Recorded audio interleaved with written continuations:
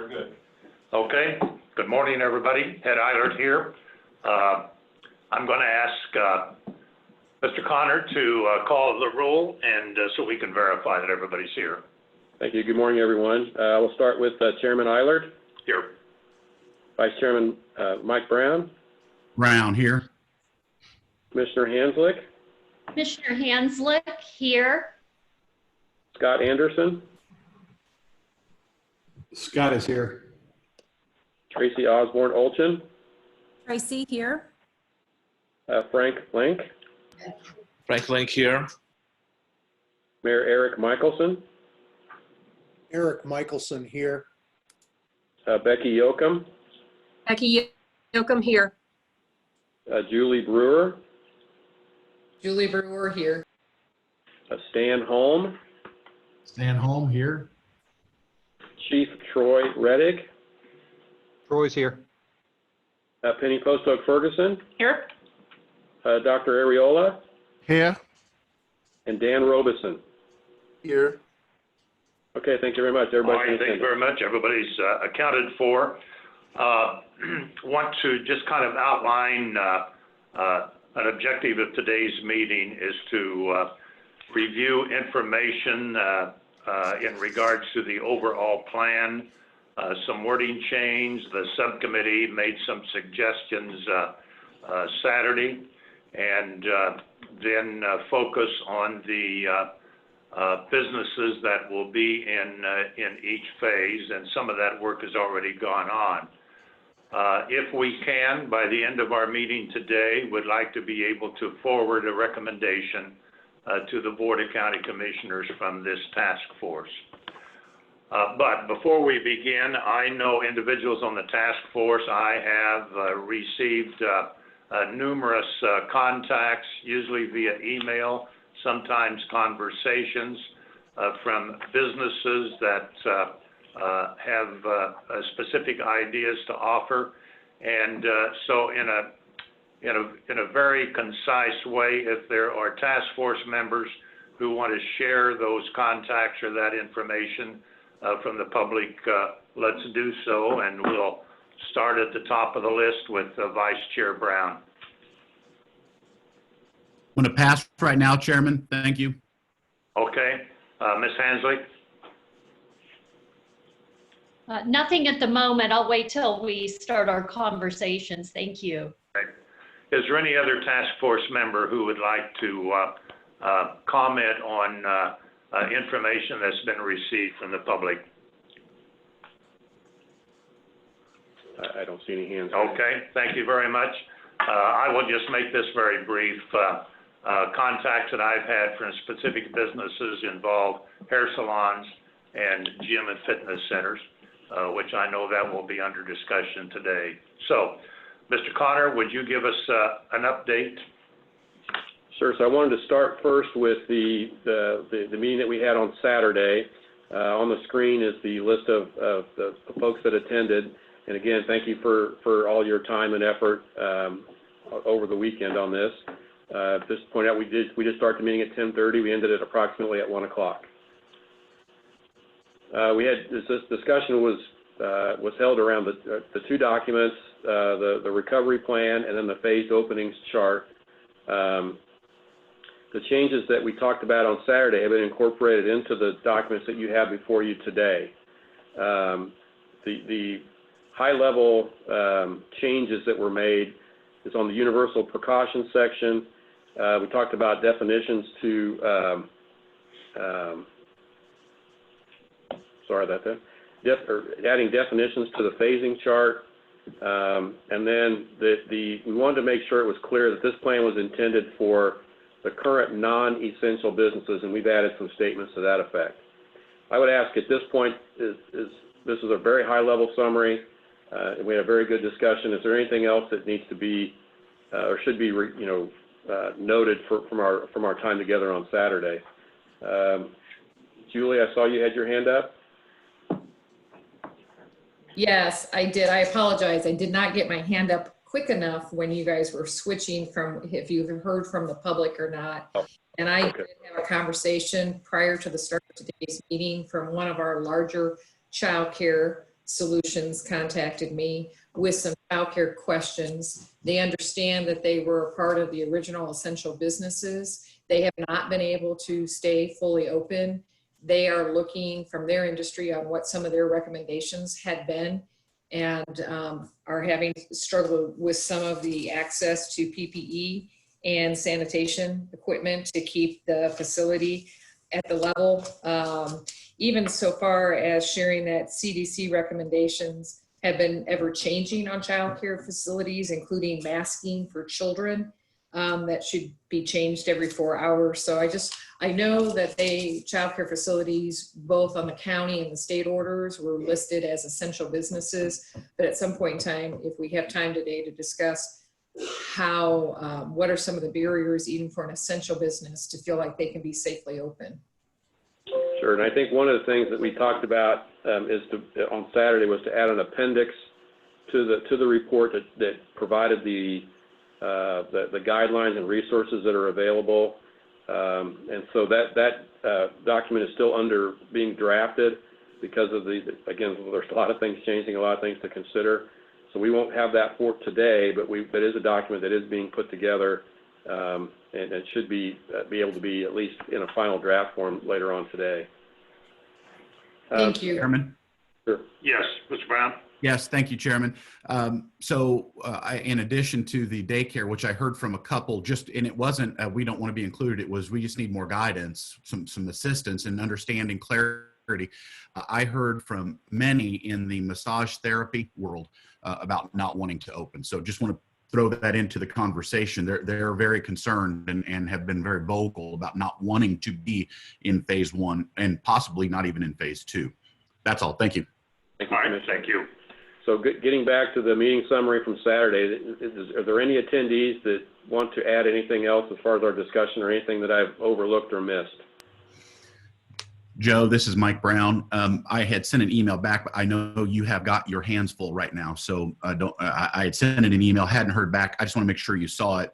I believe at some point down in some of our slides as we go, it's going to say that there is a suggestion about wearing face masks in public. And then further, it's going to talk about a requirement in a later phase, then a requirement to wear face masks.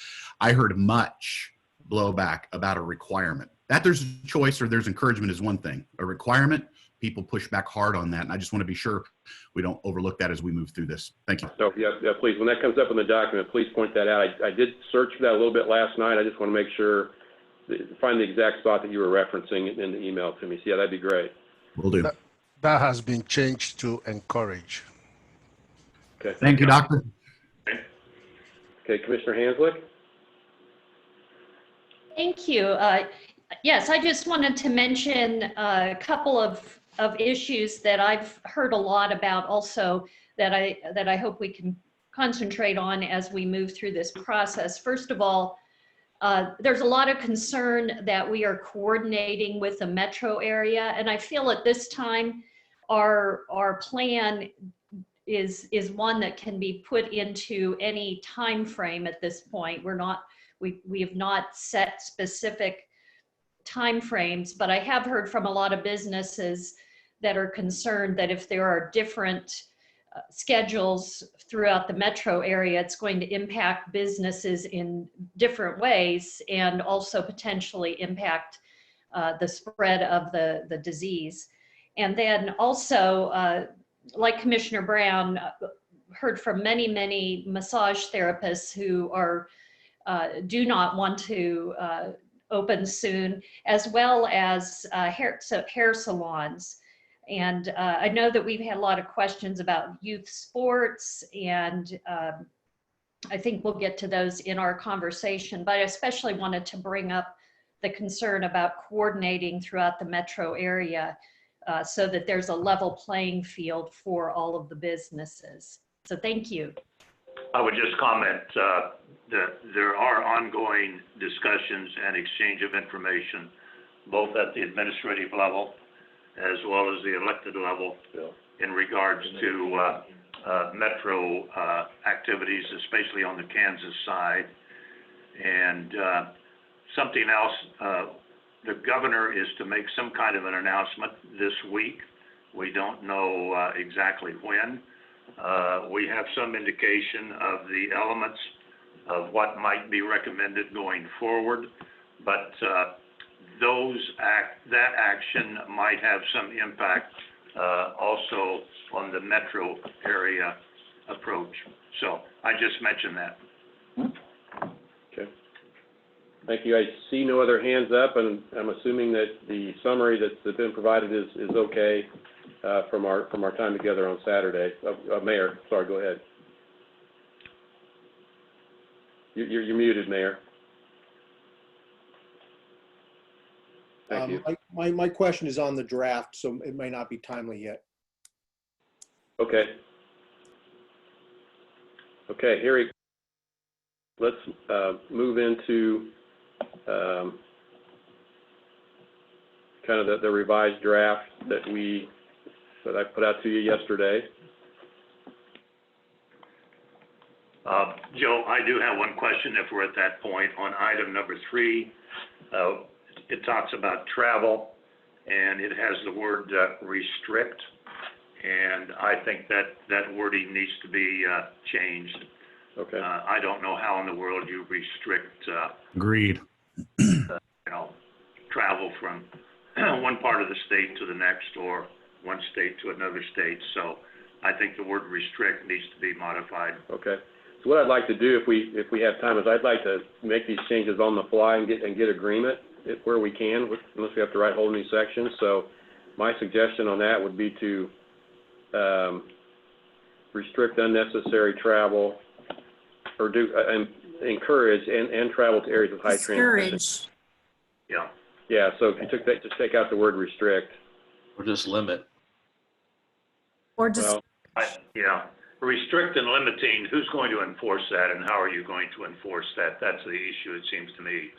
So I think if we can use the word encourage or a similar word meaning, I'm okay with that. Well, we're encouraging citizens to limit their travel. It needs to say to avoid travel to areas with high transmission of coronavirus. That's good too. Yeah. Is there consensus on making that change? Is there anyone who objects to that change? Chairman? All right. Yes. Go ahead.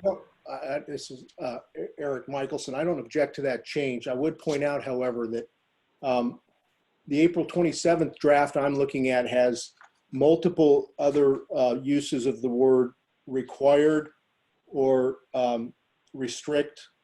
And I'm looking at section number 3 on page 1, number 4 and 7 on page 2. So if I can make a suggestion, Mayor, that we maybe start from the beginning. I've got a lot of notes that I'm trying to show where we actually changed the documents. And as we get to those pages, we could start to point out the exact wording, if that would be okay. So we've got one on the first page. Okay. And let me just then state or restate my general concern, and that is, or question, I guess, is this overall going to be a document of suggestions, or is there going to be anything in here at all that's required? If the latter, I suggest we be clear about that, and it's been working well so far because we do have requirements. These stay-at-home orders have the force of law behind them, and that's been working well. And I would suggest we just implement the same protocol we've had in place up till this point for any items that are required in here, but that we be very clear, because I personally, I'm not comfortable with a document that is entirely voluntary. Because then I'm not sure why we're doing this, because there's all kinds of guidance out there for anybody with, expertise well beyond ours. I think this is only meaningful from a county, governance standpoint in terms of, or most meaningful, I should say, if any of it is actually going to be requirements or limitations or restrictions. So that's sort of a threshold question I still have. Like I said, I do think some of this should be restricted and some of it should be suggestive and voluntary, but I'm not seeing clarity between those two yet in this document. Yes. So I think one of the things that we're waiting on, Mayor, is what the governor's reaction is to her stay-at-home order. You know, there's a lot of assumptions that she will lift it, but she'll have certain requirements in place. Once we get clarity on what the governor is saying and what she's allowing counties to do, we would probably, and this is my estimation, be issuing an additional order for Johnson County that would include, you know, this document. But we've got to figure out what our ability is going to be to work with the state on that. Yeah. Chairman? Yeah, I think that's a good point. You know, this document that we're working on will be adopted by the Board of County Commissioners. So whatever strength or requirements are included, that will be up to the board sitting as the Public Health Board. And if there's another stay-at-home order that is issued by the medical director, which we don't know at this point in time, and that may depend upon what the governor's program is. So those are the unknowns, those are the variables, and we may not know what the governor's program is until Wednesday or Thursday of this week, which makes it almost impossible for us to wait to see what the elements of that order are. So, Chairman, to add to that, we talked about this briefly last time, I believe, and Chief Reddick probably has, I see his hand is up. I know he was going to, I'm not sure if it happened, but they were planning to meet before this meeting, or hoping to meet with the sheriff and the DA and legal for the county, just to see if there were any enforcement pieces, how they might approach that. And I don't know if that's here or with the board to discuss, but how we were doing it before the governor's order went in place, when it was the Johnson County stay-at-home order, there was a process that the Police Chiefs Association and the Sheriff's, DA, and Legal and County Manager's Office had kind of worked out, where the police departments would, if there was a complaint, they would go on site and try to get, educate and try to get compliance, and I think that's for the most part has worked, and then get compliance, and then if not, if somebody just clearly says, I'm not going to listen to you, that they would then go back, say you need to do certain things by a certain time, and then if not, the sheriff and the police department would go back together, and then they may take the next step with the sheriff and the county. That was under the county's order, taking the next step. So I don't know if something like that would be in place, or if Chief Reddick has already had some of those discussions. Again, it depends on whether the task force makes that call, or whether the board makes, the task force makes a recommendation to the board, whether the task force makes a recommendation on those things, or whether the board ultimately, they'll ultimately weigh in. But Chief, you want to weigh in on this? But there's other hands up. I'll just ask the chief, since we're talking about enforcement. Do you have any updates? Yeah, Penny actually did a great job of describing the process that we have in place. We did have that meeting this morning. There's we're still all on the same page as far as when or if. Well, let's put it this way: if problems come up with businesses, how we're going to handle that. We're all on the same page, and it was just as Penny described. What's going to happen is the calls typically go to the local departments. We'll go make contact with the business and hopefully get compliance. As we've talked about, that's been the case every time so far in Johnson County. But we do have a process in place that doesn't happen. And what would happen then is we would end up coming out with the county, have a deputy come out, and then they would take care of charging. Once again, that hasn't had to happen yet. The reason the process is set up that way, and I think it's important for us to be pretty clear on that, because I contacted our district attorney as well. The previous process allowed for an enforcement aspect because the health department had provided orders. It is my understanding that this document that we provide will not have an enforcement arm to it. What is hoped is that this will be consistent, and it provides guidance to the health department on what they can do. Put another way is, just because this document says, for example, social gathering or social distancing is, even if we put required here, there's no enforcement aspect of that for us. We can't write on a ticket the draft, our recovery plan as the statute or the ordinance by which we're charging people. We need the force of law behind it. Previously, that came with the health department's orders at the county level and then, of course, at the state level. So I think that's important for us to consider here as the wording of this. Thank you, Chief. Mayor, was there anything else?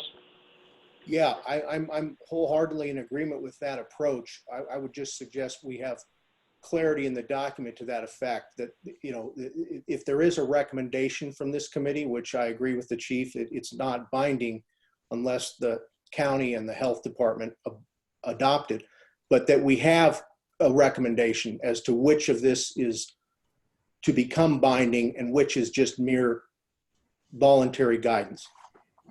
All right. Well, can we continue through the document and those larger questions be addressed after we've completed the document review, or is there someone who wants to make a comment now? Dan, did you have something, or?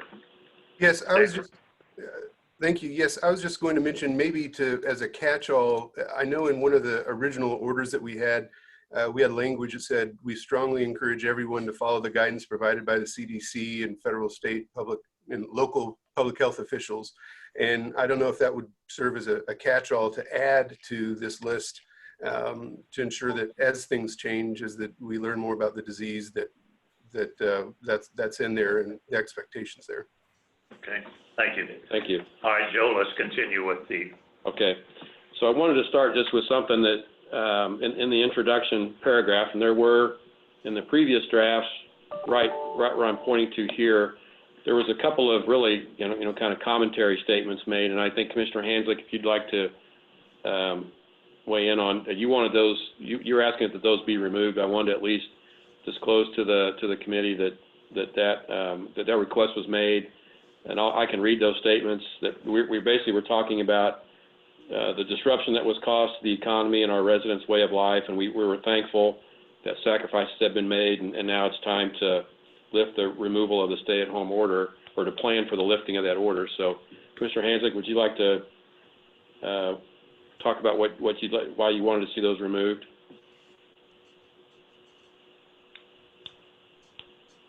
She's still there?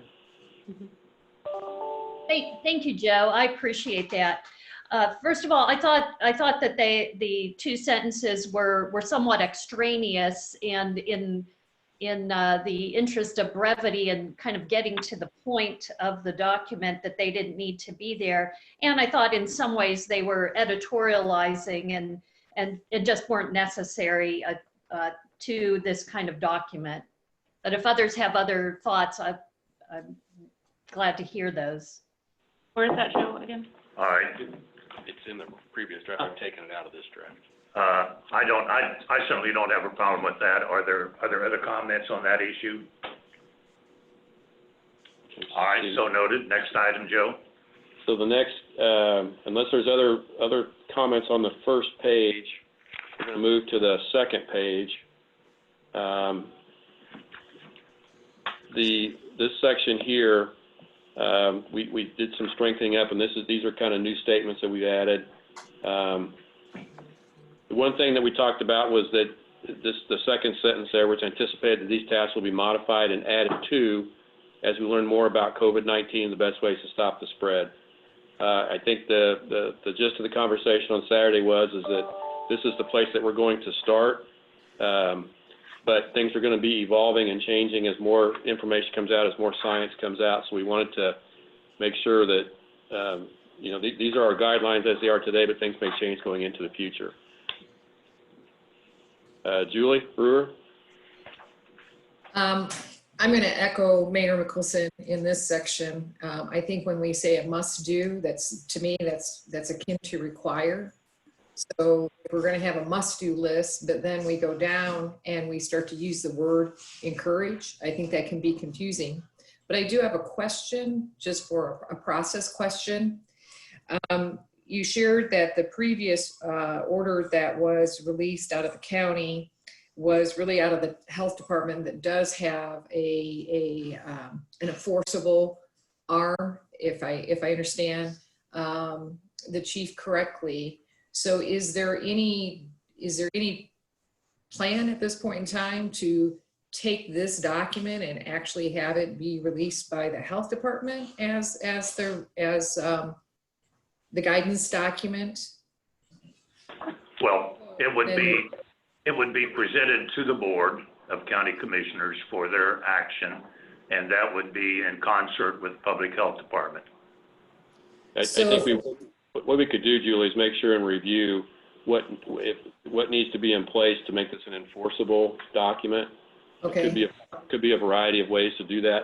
We could certainly research that and make sure that those needs are addressed. I would just say that if we do feel at a very high level there's a minimum framework of required action to best protect us from another increase or outbreak, choose what they are, and we use clear language that is the minimum requirement, and then use consistent language for everything else that is encouraged. Okay.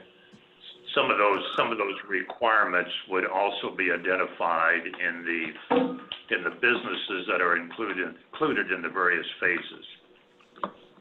So Julie's raised the issue of the term must do. Are folks okay with leaving that in, or should we look for different language? Mayor? On that point, I think we can leave the language in as long as below we clarify the distinction between must-dos or requirements, whatever we call them, and suggestions. I don't think we need to get rid of the phrase, but we just need to make clear that this list below is not all must-dos. There are some in here that are suggestions, and be clear about that. And just real quick, Joe, since we're working toward a final draft today, on the first page, there's one typo in section 5. The sentence before the orders is lifted. I think that should be before the orders are lifted. Thank you. Okay, Commissioner Brown. Thank you, Joe. I just want to point out for everybody that because this will come back to the Board of County Commissioners and or the Johnson County Board of Health, which is also us, it will then be ratified and as a authority under statute 65-119 and 65-129B. 129B is the enforcement component. It prescribes the way that it can be gone about, but more importantly, in 119 it talks about the authority and who has the authority. So for those who are interested, I think I heard a question along those lines. That's where the authority and the enforcement component of this lies in statute. Thank you. Very good. Thank you. So I think to address that, this must-do or required issue, that'll be covered with health officer and Board of County Commissioner action upon adoption. So this will be a document that'll be attached to some kind of an order or some kind of in a form that's actually brings the public health statutes into play. That I think what the chief mentioned earlier, it has to be through the force of law, and I think we'll be able to address that through that order. Okay, thank you very much for that discussion. I believe that on number 3, I think the chairman, you've already made the comment. I made the change then to take out, and to restrict. I think Mr. Brown said something, and to avoid travel to high areas. Are we okay with, that's right here in this section. Are we okay with the way number 3 looks? Works for me. Mm-hmm. Yeah. Okay, thank you. I do have a question on 3. I'm sorry. Go ahead, yeah. Sentence quarantine requirements should remain in place for those that travel. That's pretty broad. I would request that we can we tighten that language up a little bit. We do have many professions in the private industry that travel extensively as a part of their business. Now I know they'll have their own way of handling that, but I'm not sure what we're trying to say by that. Good point. I'll ask Dr. Ariola to weigh in, but the way I read that is that if you're going to go ahead and travel to an area with high transmission, that when you come back, you're on the 14-day, and you don't have symptoms, that you adhere to the 14-day requirement. But Dr. Ariola, can you? That is the current approach, and that's directly from the KDHE. If you go to our website or what we send out, you'll see a listing of those places that if you go to, when we have high transmission, you'll be required to quarantine. But if you are referring to when we don't have widespread transmission, then that may change and that may be lowered, but that's what we're currently doing. Yeah. Joe, does it make sense to tie that to KDHE directly? And that way, if KDHE changes, this doesn't need to be revised. It's just referring to that. Or we can, because we also have some prerogative. That's KDHE, but also CDC. If you tie it to we can also make those decisions locally. So if you are saying that, or maybe what you want to put in is an understanding that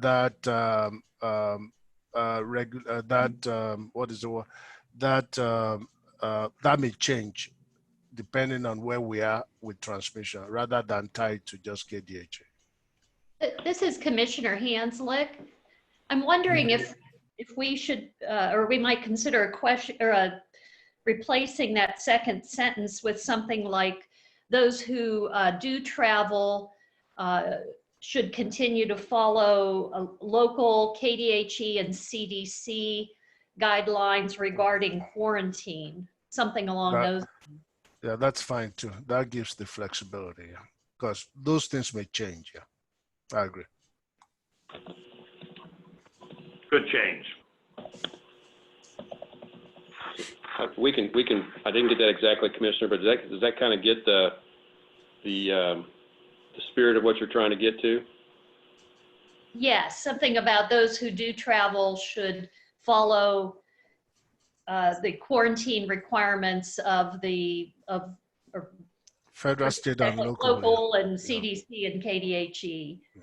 The only word I question is local. I'm not sure that we put out those. We tend to follow others. Okay. Quarantine requirements go.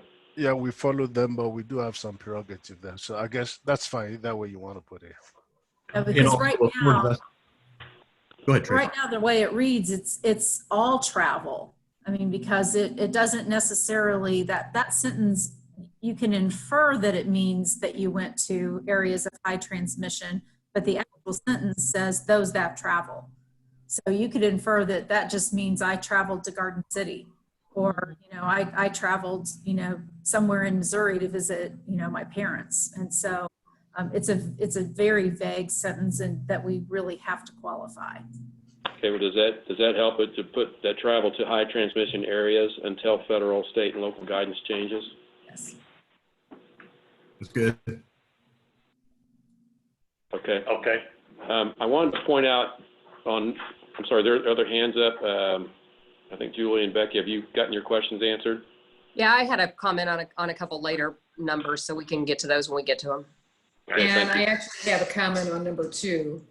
Okay. Continue to encourage residents to avoid large crowds and limit close physical interaction. Have no problem with the limit close physical interaction.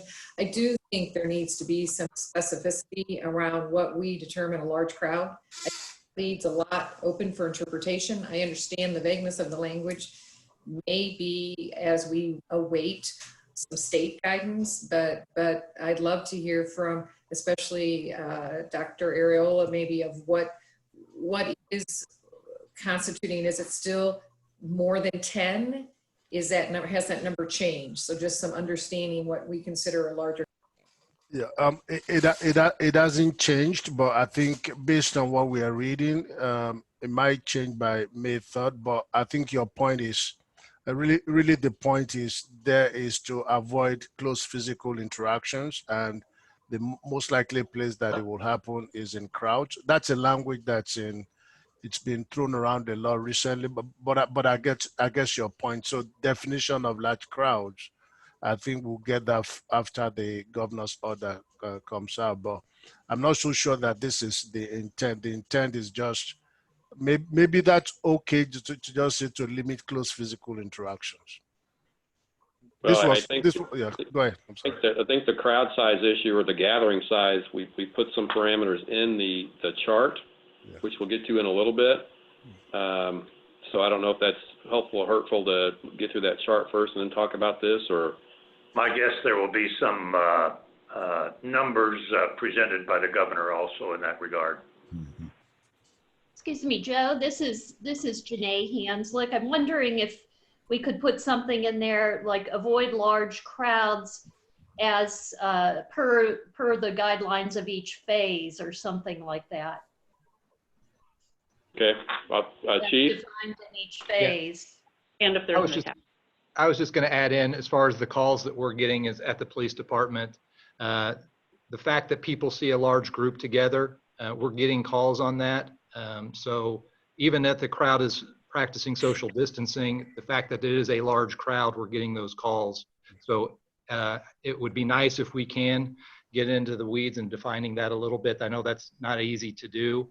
To Dr. Ariola's point, I still like the idea of if what we're trying to do is limit the social distancing, leave it at that. And then the crowd size really shouldn't be as much in play, because I think the social distancing component is what's, I think what our goal is for the most part. Okay. Right.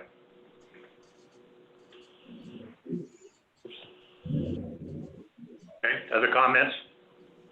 All right, next item. Okay, next I want to mention items 4 and 5, and I think that the reason why I'm bringing these up is from the what we saw, what was hopefully some of us saw over the weekend in the newspaper about long-term care facilities, and I just wanted to point this out that the as part of our general guidance, we talk about the long-term care facilities and the high-risk or vulnerable populations that include the elderly, you know, as an overall guidance document. There's more information out on our website, but I just wanted to make sure that while the task force isn't addressing, and not the goal of the task force, addressing the plans on how these facilities and this population is you know, planned for, we do mention that as part of the overall guidance document. So didn't know if there was any additional questions on that, or I just want to make sure and point that out. Mayor? Yeah, thanks, Joe. And obviously a lot of attention on those in the media this weekend with some outbreaks reported, including one in Prairie Village. So my understanding, correct me if I'm wrong, is that these were and are essential businesses and subject to guidance under the essential business framework. And this committee is primarily focused on the non-essential businesses. Right. However, as of May 3rd, it's likely that that distinction between essential and non-essential at the state level will disappear. So if the intention of this committee or the county is that the current guidance or restrictions for essential businesses that exist today, or that existed under the county order, which I thought was a really good framework before the state orders came into place, is to continue for essential businesses. In other words, they are allowed to operate subject to restrictions. We should say that here, you know, because otherwise I think, if I'm thinking about this correctly, we could hit May 4th, have this guidance for non-essential businesses and not have any guidance for essential businesses unless the county acts or the state acts. Am I thinking about that correctly?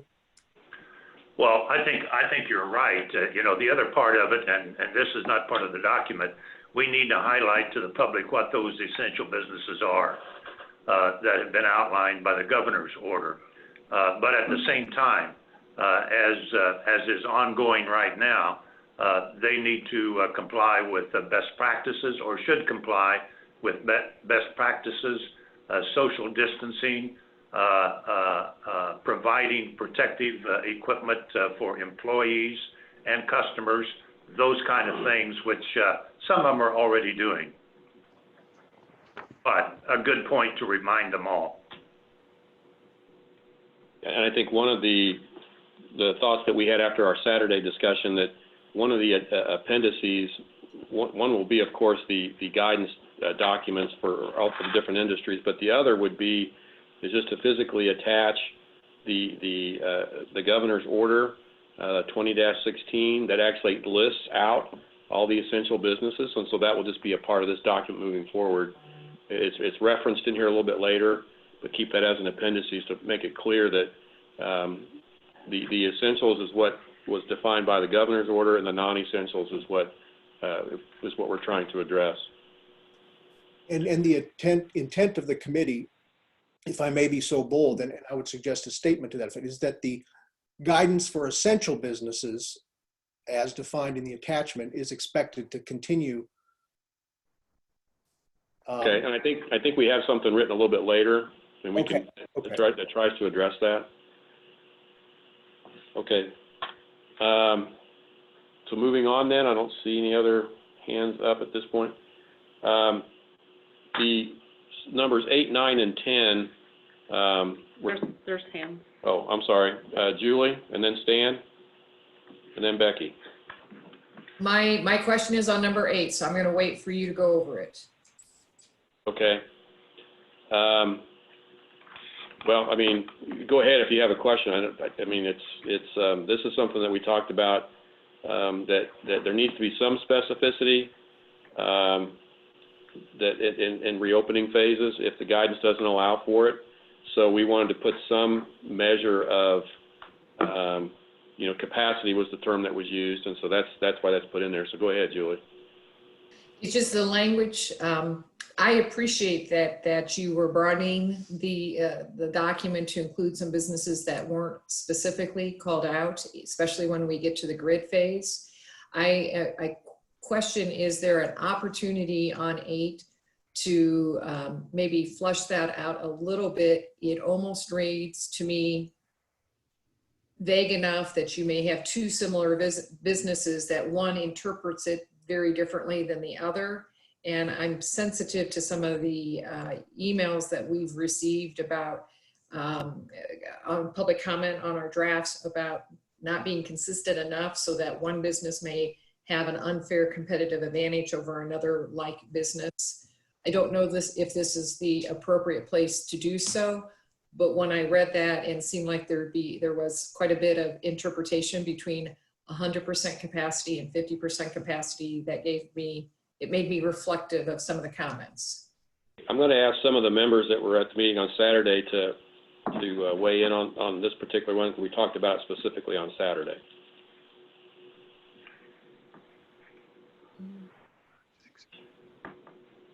It was a long meeting Saturday. Sure was. Yes, it was. This is Commissioner Hanslick. I'm just wondering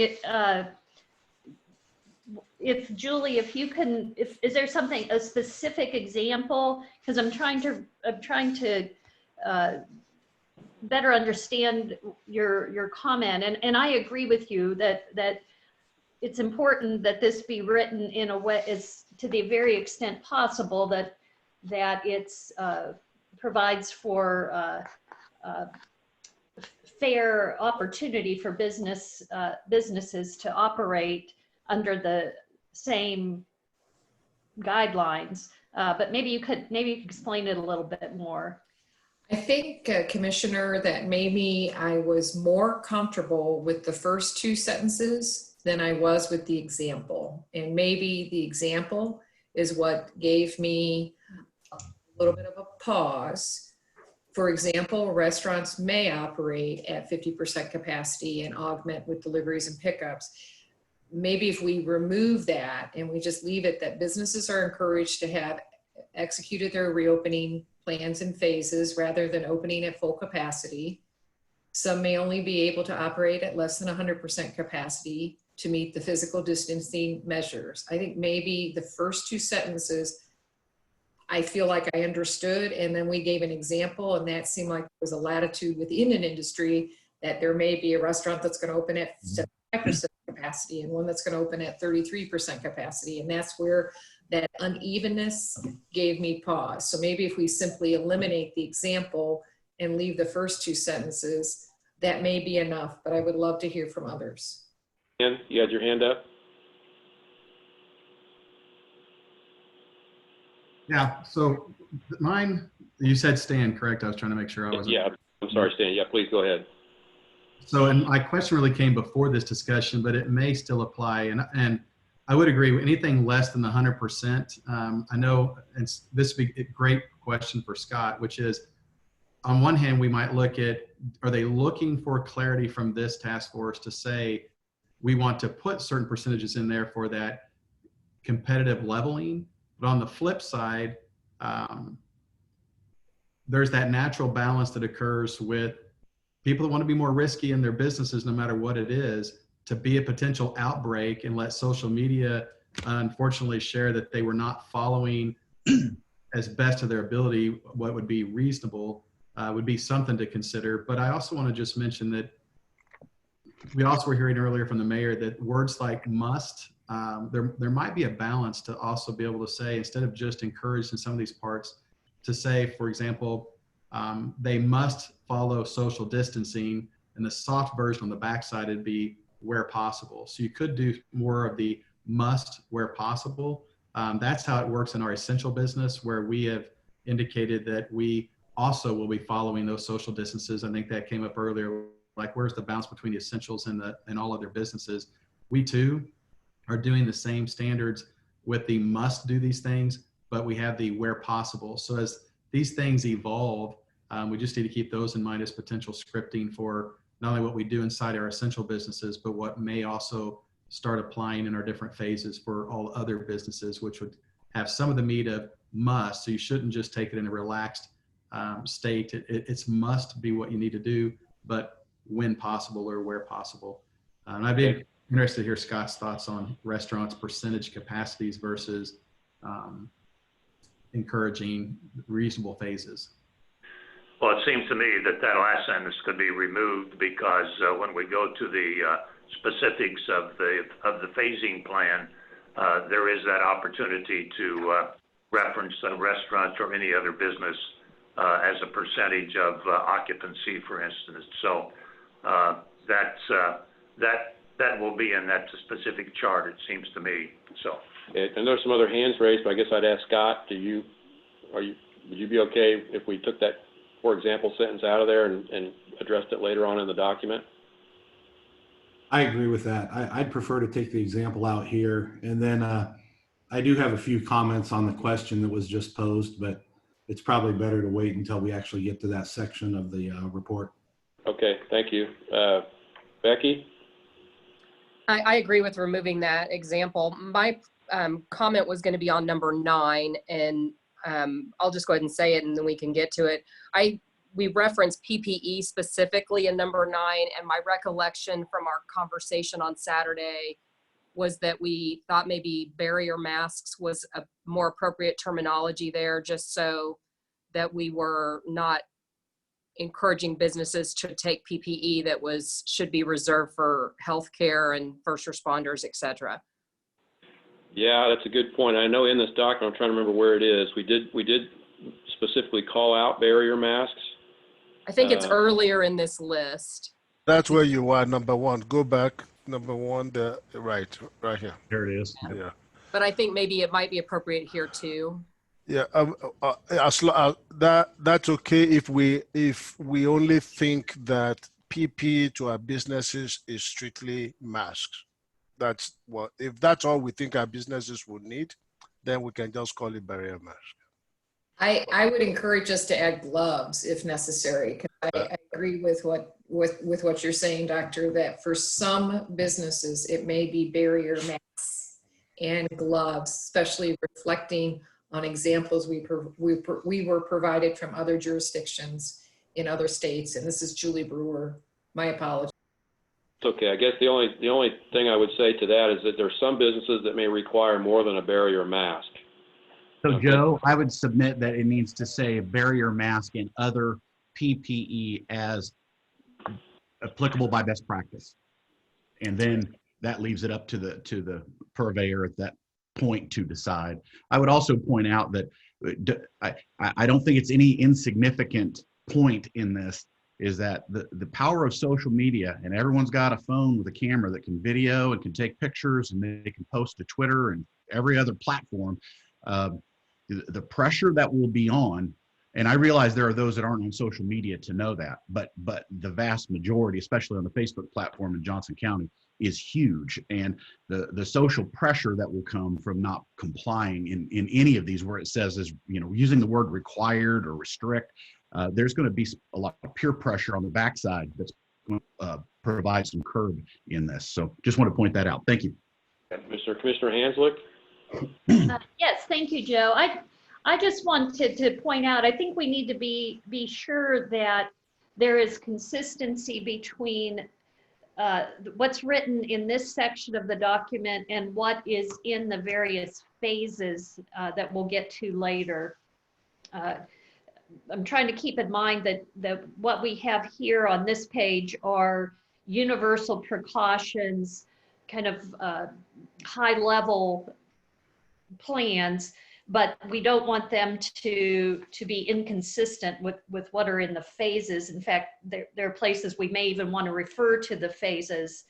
For example, in number 8, maybe something like businesses should execute their reopening plans in phases as recommended in the attached grid, rather than opening at full capacity, something like that. That we need to make sure there's that consistency.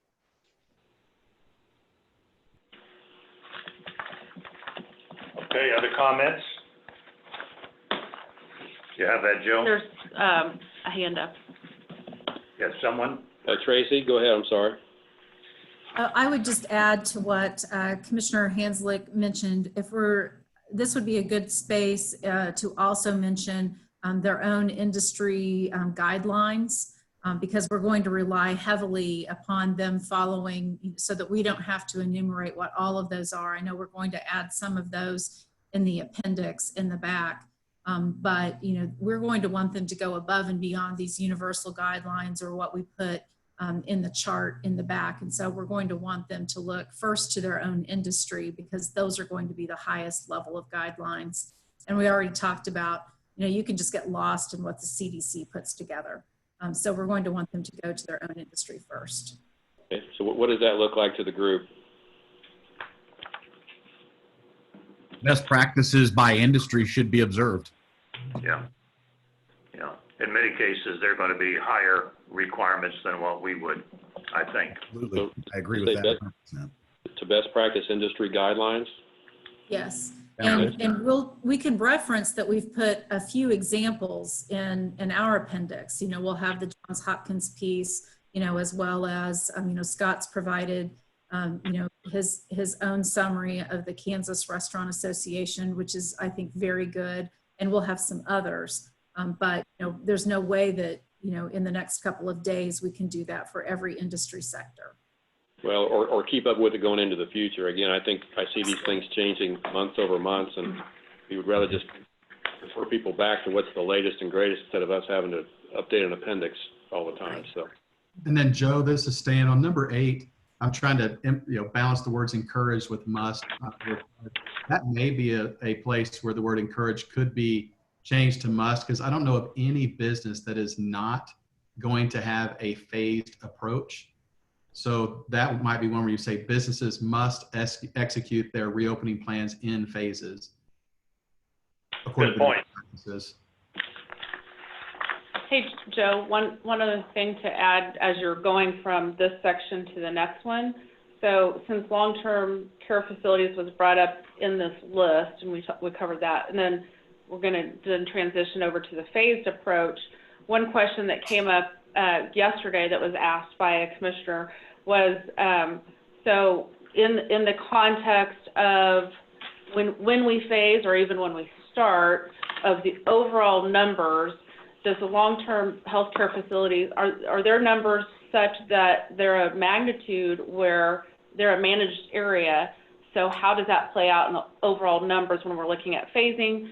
For example, if we're looking at that 14-day period and wanting to see a trend of either level or decreasing, how should that long-term care facility that's kind of a managed group factor into that? The headline yesterday said 70% of deaths in Johnson County is in long-term health care facilities, but there's more to the story. You don't look at just that, you look at the number of cases, and the number of cases are 25% in that category, but you also, and it's maybe a little bit high because we concentrated testing on vulnerable populations. And then also there is the hospitalization numbers and the ICU numbers, and that age group is not the highest level in those. So I just bring that up. It's a question that came to me, and I think others have that, especially in light of the newspaper article. So I don't know if it's appropriate now when we transition to the list where it was on there, and we talked about that, and then we look at phases. And so it may be a question that's beneficial for the group, or at least pointing it out. Well, I would say, the long-term care facilities are essential businesses. And so, and I would say this, the industry practices that I'm aware of will far, far exceed. I'm familiar with practices in 3 or 4 different long-term care facilities. And, the no visitors, we reference that. And in one facility, they are testing residents twice a day for symptoms, including fevers and oxygen levels. They are delivering meals directly to the rooms. There's no congregate. And even in one facility, I have a family member in another city or another part of the state. Hospice workers are restricted to enter into the facilities. So I think those industry practices are certainly appropriate, but as an essential business, I don't think we need to enumerate those. So I think there's 2 points, and you hit on one of them, which is as in the industry standards section we covered. So that I think gets addressed. The other one was just when you look at phasing and the overall when it's time to go, how do you factor in that subgroup as the overall order of magnitude? I was just pointing that out as a question. So. Yeah. Okay. Okay. Let's see, Tracy. Tracy, did you have additional? Okay. Julie Brewer? Just a suggestion, since we're going to use that best practice industry guidelines, I think that's applicable to number 9 as well, just to have some consistency. It was already mentioned that certain industries will already have guidelines on what PPE is recommended. Kind of saves you some wording and gets you some. Okay. All right. Okay. Commissioner Brown? Sorry, pass. Oh, okay. Commissioner Hanslick? Thank you. Yes, I just put up an idea in the chat section too, but as we're talking, what I'm hearing are 3 different areas, and I'm wondering if it would be helpful, instead of having just 10 points, to divide those points into 3 sections, guidelines for the general public, businesses, and then vulnerable populations, and that would include the long-term care facilities. I just think it might be easier to look at them in that way and discuss them in that way. Can I say something, Joe? So for the long-term care facilities, what are we trying to define here? Because I can tell you that that's our most vulnerable population, and you cannot put guidelines here on how to open them up, because that would be, we have to build a wall around them for a long, long time. And I know that Penny was referencing articles. So we have been conducting out of the 150 facilities that we have, we randomly sampled right now 23, 138 tests, only 2 negatives. Most of them are complying. Chairman was talking about the symptoms being checked. PPE, some of them are requiring their residents to wear masks all the time. When they are positive, they isolate them. So my key question to just guide how I look at it is, what are we trying to define here? Because you cannot prescribe how those will work now or moving forward. Yeah. Well, good point. I think, the reference to long-term care facilities, as I've stated before, those are important facilities, but my impression is, Doctor, and you can correct me if I'm wrong, that there are state requirements and other requirements that they have to meet. That is true. Yeah. But so get into prescribing exactly what actions need to be taken, I think is a particular challenge. But so maybe there needs to be some reference in a general way that you know, something which they already know, that the health of their residents has to be a priority, something like that. Is there any other discussion on, oh, go ahead, Commissioner, I'm sorry. Were you getting ready to say something else, Commissioner Hanslick? I was just going to say, I think, again, I'd urge us to consider dividing these to make them easier to reference. But I think to Dr. Ariola's point, if we put a section for vulnerable populations, there could be a statement that something along the lines of long-term care facilities will continue to be restricted per the appropriate guidelines or something along those lines, just to reference them, but not to prescribe any particular guidelines. Okay. I'm not sure I quite followed your For industry guidelines, would that help? Well, I mean, I guess they have licensing agencies that provide them with licenses to operate. Is that kind of what you're talking about, Commissioner? Well, yes, as well as the public health officers' guidelines. Well, my understanding is we don't want to get down in the weeds and tell the long-term care facilities how they should be. Yeah, I think my concern would be if you start mentioning those, then the question is, okay, what are they? Mm-hmm. And so I think under the circumstances under which they operate and the authorities under which they operate, I think staying as general as possible is where we should be. Okay. I might also ask number 6.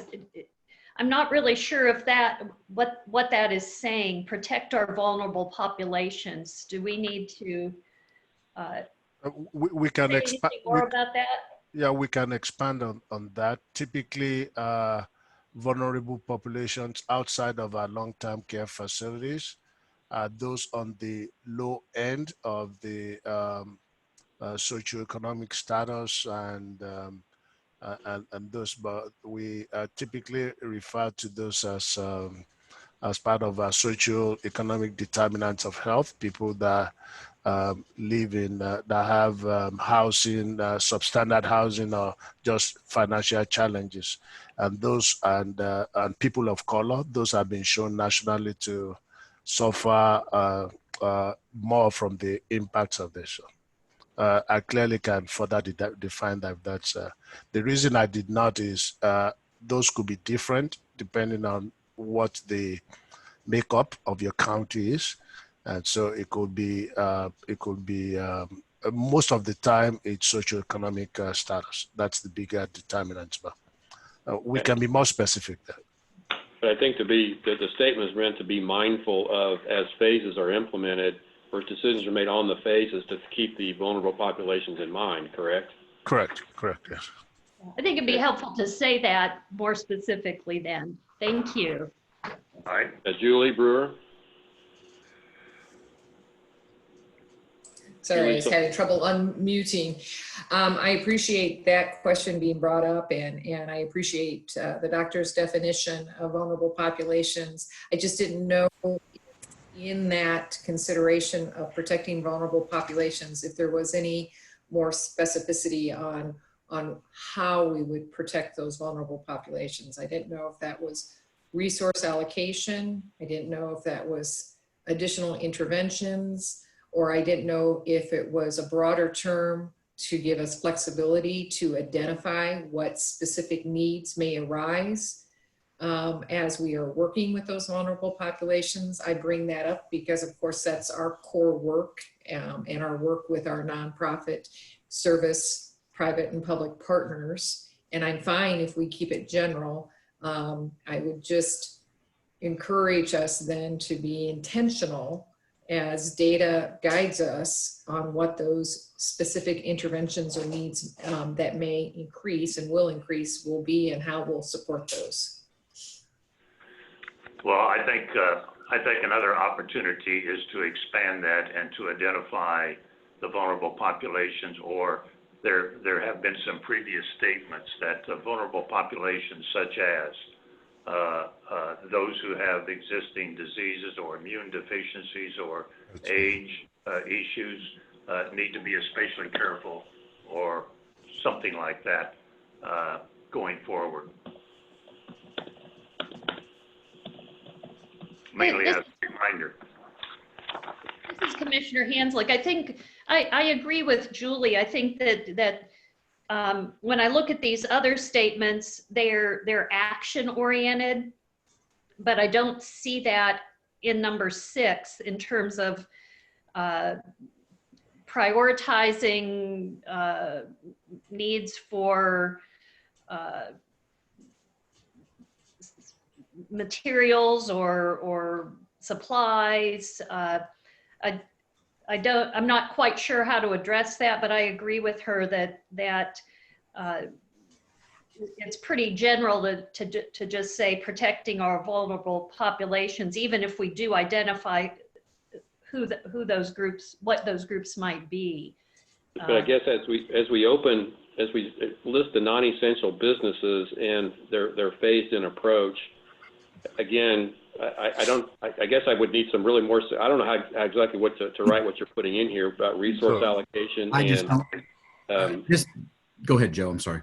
That's all right. And just, that seems like a whole different set of plans that really applies more to nonprofit and to government than it does to non-essential business. But I just struggle with how to try to adopt that into what our core mission. Anything you put in more than what's there creates some standard or some basis of it, and then everything needs to be included. And if you're going to include everything, this isn't going to be ready by Wednesday. Yeah. Well, we're a little over an hour, and we're not done with the first page yet, so keep that in mind. Stan, go ahead. We'll move on to the next part. We're on page 2 at least. Just briefly, we need to also try to understand what the governor's going to do, because I could anticipate, high-risk populations still being encouraged to stay home, and then even senior living individuals might have some prohibited visitors still continuing, because I think those themes you see in other locations too, and that might be balanced out to what the governor might be pushing out for all of us too. Good comment. If everybody's okay, I think maybe we could start to go down to the next page. And the part that was changed from the last draft the book you saw last week is this paragraph here. And this is where we talk about the recovery plan intended to address non-essential businesses under the stay-at-home order issued by Governor Kelly. State of Kansas Executive Order 2016 identified essential businesses that are already allowed to operate. It is recommended that essential businesses, observe the universal precautions and basic must-do tasks to protect the health of our residents. So that was a change that we talked about on Saturday that we've put in for today. So any thoughts on that? Does that broad enough, or does that capture the spirit of what we're trying to intend here? And I would just add the semantics of, I think we had the must do conflict with the words encourage, and I think the words should do goes very well with the word encouraged. So if we could agree on that up top to make must do, should do, and then you can make this a should do task as well, because it blends with the word encouraged on the other ones, if everybody agrees with that. Okay. So you're talking about at the very end of the paragraph, Stan, where it says essential businesses must observe the universal precautions? Yeah, I was just trying to do two things at the same time, change the words must do to should do, and then at the very top, there was some discussion about the conflict between the words must do and you say the words encouraged. And in my mind, the words should do and encouraged go better together than must do and encouraged. So all I'm simply saying is if you changed it at the top from must do to should do, you could also put in that quote right there, the word should do tasks. That's all I was trying to do. Okay. If everybody felt that was a theme that works. Yeah, I'm not sure I do, but I might be misunderstanding you, Stan, because should and encourage are, in my mind, and I think in most legal documents, are suggestions, almost synonymous. Whereas must and shall are requirements. So here, this sentence as it is, it suggests that there are both precautions and must-dos, that there's going to be a mix of those in these recommendations. And I like that because that's a distinction between voluntary and restrictions. But I'm a little worried that by replacing must-do with should makes it all voluntary. You see what I'm saying? I am, and I think we agree on the connectivity of the words, which is why I was trying to make sure way up top that it matched. But I'm perfectly fine leaving the must-do so that it definitely sounds more, I wouldn't say, I don't want to use words enforceable and mandated, but it ties to that. So I'm fine with it. Okay. Frank Lank? Must be muted, Frank. There you go. I think there's still a conflict between must do and all the use of the word encouragement. We haven't been clear yet about what is required and what is not. I frankly wouldn't mind getting rid of the phrase must do and just call these universal precautions. But I do agree that there should be some things that are required and we should be clear about that. Any thoughts? That's kind of where I was thinking, Frank. Is there any thoughts about just saying observe the universal precautions and changing it up top also? This is Commissioner Hans. This is Commissioner Hans. Like, I'm wondering about something for that sentence saying that essential businesses will continue to observe universal precautions and follow industry best practices to protect the health of our residents. If that satisfies some of the questions or not. Well, I guess the one thing, this is Tracy Osborne-Olchin, the one thing that I would interject is that when we get to the next section with the charts, there are frameworks, and whether we call them must-dos or requirements, or I don't know what the word is, they are guardrails, and they are restrictions, whether we want to make them compulsory or not. And so at some point you do have to use a word that is restrictive. And so whether we may not be restrictive in terms of how often someone has to wipe the counter down, or whether they have to wear a mask or require their clientele to wear a mask. Those things can be encouraged, to the point of not making them requirements. But if we're going to restrict gatherings, in groups of 10 or 30 or 75 or whatever the numbers are based on what phase we're in, those are restrictions. And so to me, those are a must do. And at some point we do have to call them out. Those aren't going to be industry guidelines. Those are going to be the restrictions of the county as adopted by the board. And so I think we do have to make that distinction. As Eric mentioned, it's kind of that yin and the yang of you've got encourage on one hand and then you have a shall on another hand. And I think that's what I'm hearing from businesses. They don't mind rules. They just want to know what they are, and they want it to be clear. So the things that are to them, that's great. But the things that are going to be, the line, they need to know what that is. Okay, so I just removed that. What does that sentence look like based on some of the comments I heard, that last sentence of that paragraph? Does that seem acceptable? We'd have to change some things up top, but. Is that okay? All right. So noted. Can I add a comment? Yeah. So Yeah. So I may be coming back around to Stan's initial wisdom on this, but it's that phrase, that sentence starts with, "It is recommended that." And that to me puts the whole sentence in a voluntary category.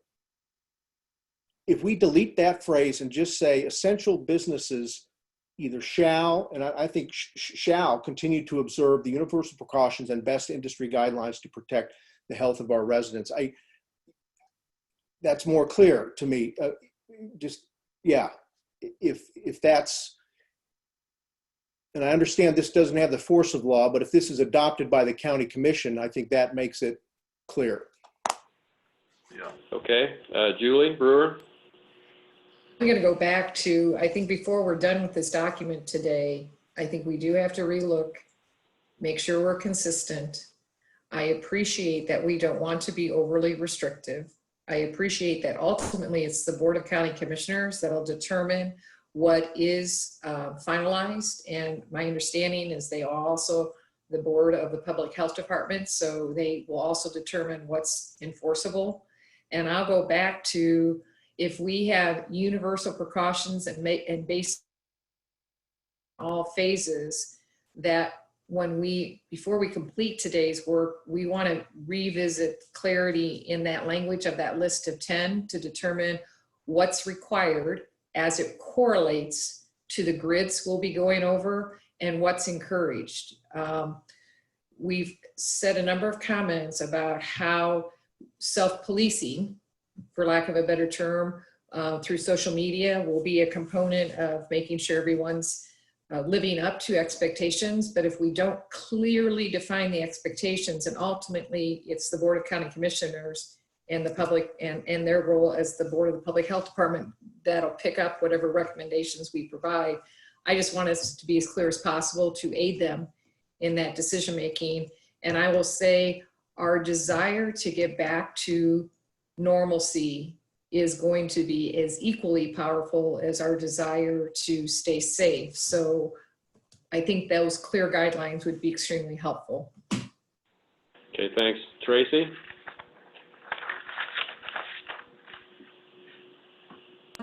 I just forgot to lower my hand. Oh, okay. Chief Reddick? I was just going to say, I think we've kind of come back around since I raised my hand, but I just wanted to caution us again against being too specific and trying to use this as an enforcement document, because I just pulled up the previous emergency order of the local health officer, and just for something to think about is, and I think we've used that term guardrails. I think this is be careful with this document. Let's try to use it as a guidelines for then the further document. However, this was incorporated, but the last emergency order of the local health officer was very specific and very legal, was for lack of a better way of putting it.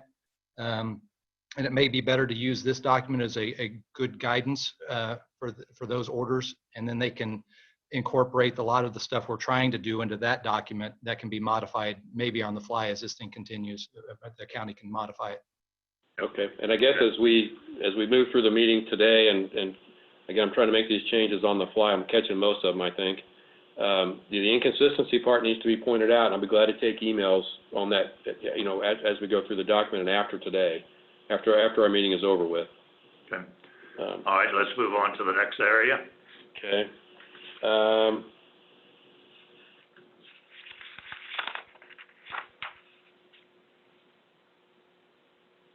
One of the definition pieces here at the very top, I think we were asked to include other, in the definition of business. I'm looking at, not-for-profit, governmental, non-governmental. So we were proposing to just, if you see the term businesses, that it broadly includes all the sectors that we're talking about instead of calling out each one individually. Thoughts on that? We okay on that? Mayor? I like the change. However, when we get to the grid, we kind of abandon the benefit of that change by adding the adjective commercial businesses in front of the term businesses. So when we get there, if we intend the broader businesses to apply there, I'm questioning whether we need the adjective commercial. Understood. Okay, thank you. Okay. Moving on to, so on the phases piece, I think the last time we spoke, there was some inconsistency between a phase 3 and a phase 4 and lack of description. So I wanted to focus on the number 4, which is phase 3, and then number 5, which is phase 4, and that verbiage there for discussion for today. And basically, phase 3 is the phase where everybody, that's on the chart would be open but under restriction. The intent of phase 4 is everybody is open, but there are basically no restrictions. That and I'll let Dr. Ariola, as we get to that part, talk about what that means. What that means for phase 4. I'm going to open up comments for those two sections that have been changed.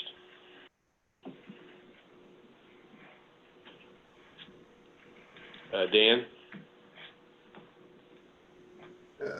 Hi there. Yeah, I just wanted to mention a little bit some of my comments from the other day that, one of the ideas that I've heard multiple times, I think, from everybody is that we don't want to create the situation where we end up having to reinstate the interventions. And, based on the research that I'm familiar with, it seems like if we reopen too quickly, we will see that temporary economic upturn, but at the risk of a significant spike that can create another economic downturn. And so where we might have to reinstate the intervention. So I'd like to suggest that when we look at all of these phases as a whole, if we can do our best to spread out those reentry activities so that they're equitably distributed across all 4 phases, I think that would be helpful.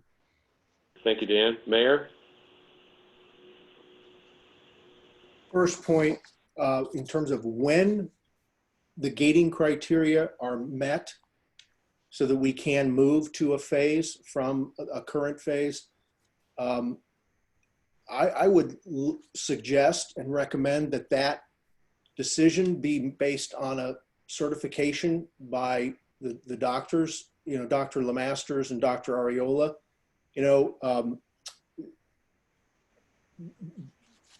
As opposed to a political decision.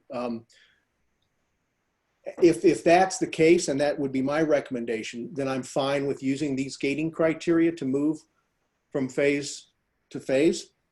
But my second question is, the current draft under phase 1 suggests that we would move there without having met the gating criteria for phase 1.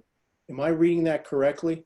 So it's number paragraph 2 describing phase 1. It doesn't say that we'll move there after the gating criteria are met. I see what you're saying. But phase 1 is to continue the present. No, we've changed that. No. Yeah, it says current phase. That's where we're at today. Phase 1 would be the first rollout. Okay. Right. But if you go up, when we're talking about the gating criteria, this is to even begin to move to the first phase, you have to meet those gating criteria. So if it's not clear, we need to insert a sentence that says that. I think it's made unclear because in describing phase 2 in paragraph number 3, it says we only go there when the gating criteria are met, which implies that we don't have to do that to move to phase 1. Okay. We just no. No. You're talking about right here, Mayor, right? If yeah. Yes. Yes.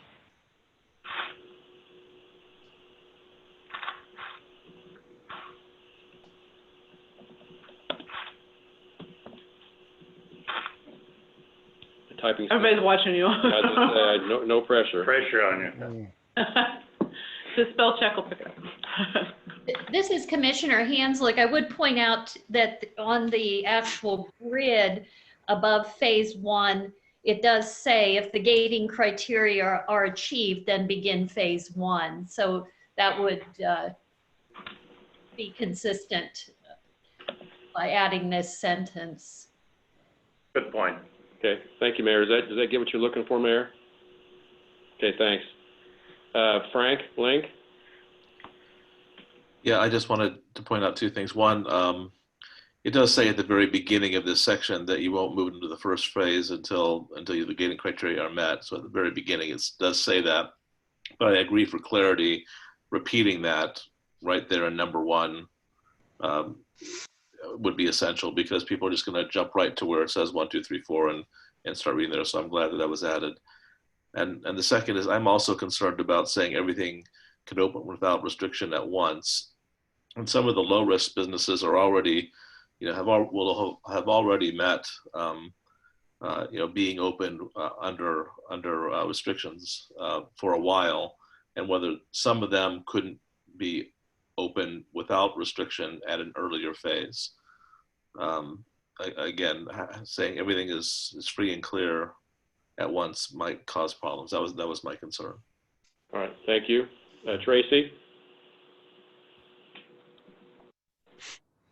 I have kind of the opposite concern in phase 4, and we talked a little bit about this on Saturday, that there are remaining categories of businesses that won't yet be open, and I'll have similar questions when we actually get to the grid. But phase 4 is associated with availability of a vaccine and/or therapeutic for COVID-19, and we discussed how long that might be, anywhere from a year for those who are really conservative about that to a couple of years. And so, we might as well just say that many of those businesses are never going to open because they just can't hang on that long. And so, I think we need clearer definition around, are we really saying that we have businesses that are not going to open until there's a vaccine? And, if so, I think we need a lot of conversation. Who is going to be in this phase? Yeah, I think that needs to be broadened, or I think you're right that that needs to be addressed. Dr. Ariola, is there any other, I guess, as we're thinking about this phase 4, and you and I talked about over the weekend, but is there any other than vaccine or therapies for COVID-19? Is there any other? So this is getting into everything back to where we were. This is getting into the sports arena being able to open fully and do what they do. Stop to imagine us getting to that final phase without a vaccine or some way to manage this. But I do get what Tracy is saying, that maybe there are, again, this in some way, I think there's a statement that it has to be a living document in some way. Maybe there's a way that we haven't thought about that will allow things to be spaced out. But it's hard to imagine how a basketball arena, if without or a concert in a closed space, it's hard to imagine how that will happen without a vaccine for this virus, without a huge risk to our residents. And yeah. Can I add a question, maybe this clarifying? When I look at the difference between phase 3 and phase 4, to get to Tracy's question, it looks like in phase 3, it appears by the grid, and I might be missing something, but almost everything's open with some level of restriction, and that phase 4 isn't really adding any business that I see. It's just opening up the restrictions to fully be open. Is that true, and does that help you, Tracy? I see your point, but I'm not sure. Well, I'm just asking for clarification. I guess a little bit, but when you look at the grid, we are still restricting the number of people that can be gathered to, I think, is it 100 or 250? On phase 3, it says 100. In phase 3. And so I mean, we've got a number of businesses in every single community that if you're restricting gatherings to 100, you might as well say they're not going to be operational. I mean, they're not going to be able to meet their models. Well, and Tracy, and I get that, but based on what we know about this virus, unless certain knowledge changes in the immediate future, even allowing people to gather in hundreds is really balancing the pressure from the public to doing that. Again, without exaggerating this, we haven't seen a virus like this before. All you need to do is to be around somebody. They don't have to cough or sneeze. By just talking and breathing, you can be infected. I really can't see how you can make it free, everything open until you have a vaccine or some way to manage this. I can't see that might change in the future. Well, Doctor, let me ask you this. What would be the reason that we could not remove that last sentence? The last sentence to say that because I have seen that consistently from every plan, from it doesn't matter what your reference is, whether it's John Hopkins, the AEI, every plan knows that, and that's the key point. I mean, we can remove that, but it's very important for people to understand that where we are right now, until there's a vaccine or therapy, other therapeutic interventions, it's hard to imagine how you go back to where we were months ago. But again, there's public and there's other considerations. Thank you. Let's got a couple hands up. Becky, Yoakum. I just want to kind of jump on the point that Tracy was making, because I think I have the same concerns. And I guess the way I was understanding the gathering size of 100, that wouldn't necessarily apply to an employer who was able to meet social distancing and those sorts of things. So if you had a large manufacturer and they were able to implement social distancing, they could employ more than 100 people at a time, or use a convention center. If they could socially distance a group, it could be larger than that. If I'm misunderstanding that, then I think we do I have the same concern Tracy does very much with certain businesses not being able to open for years. And I think that businesses that can achieve the social distancing requirements should probably fall under phase 3. Again, I keep using the example of concerts and opening and a basketball arena. To get to where you can feel them the way they were 3 months ago, that would be phase 4. But if there's I agree with what Tracy and Becky is saying.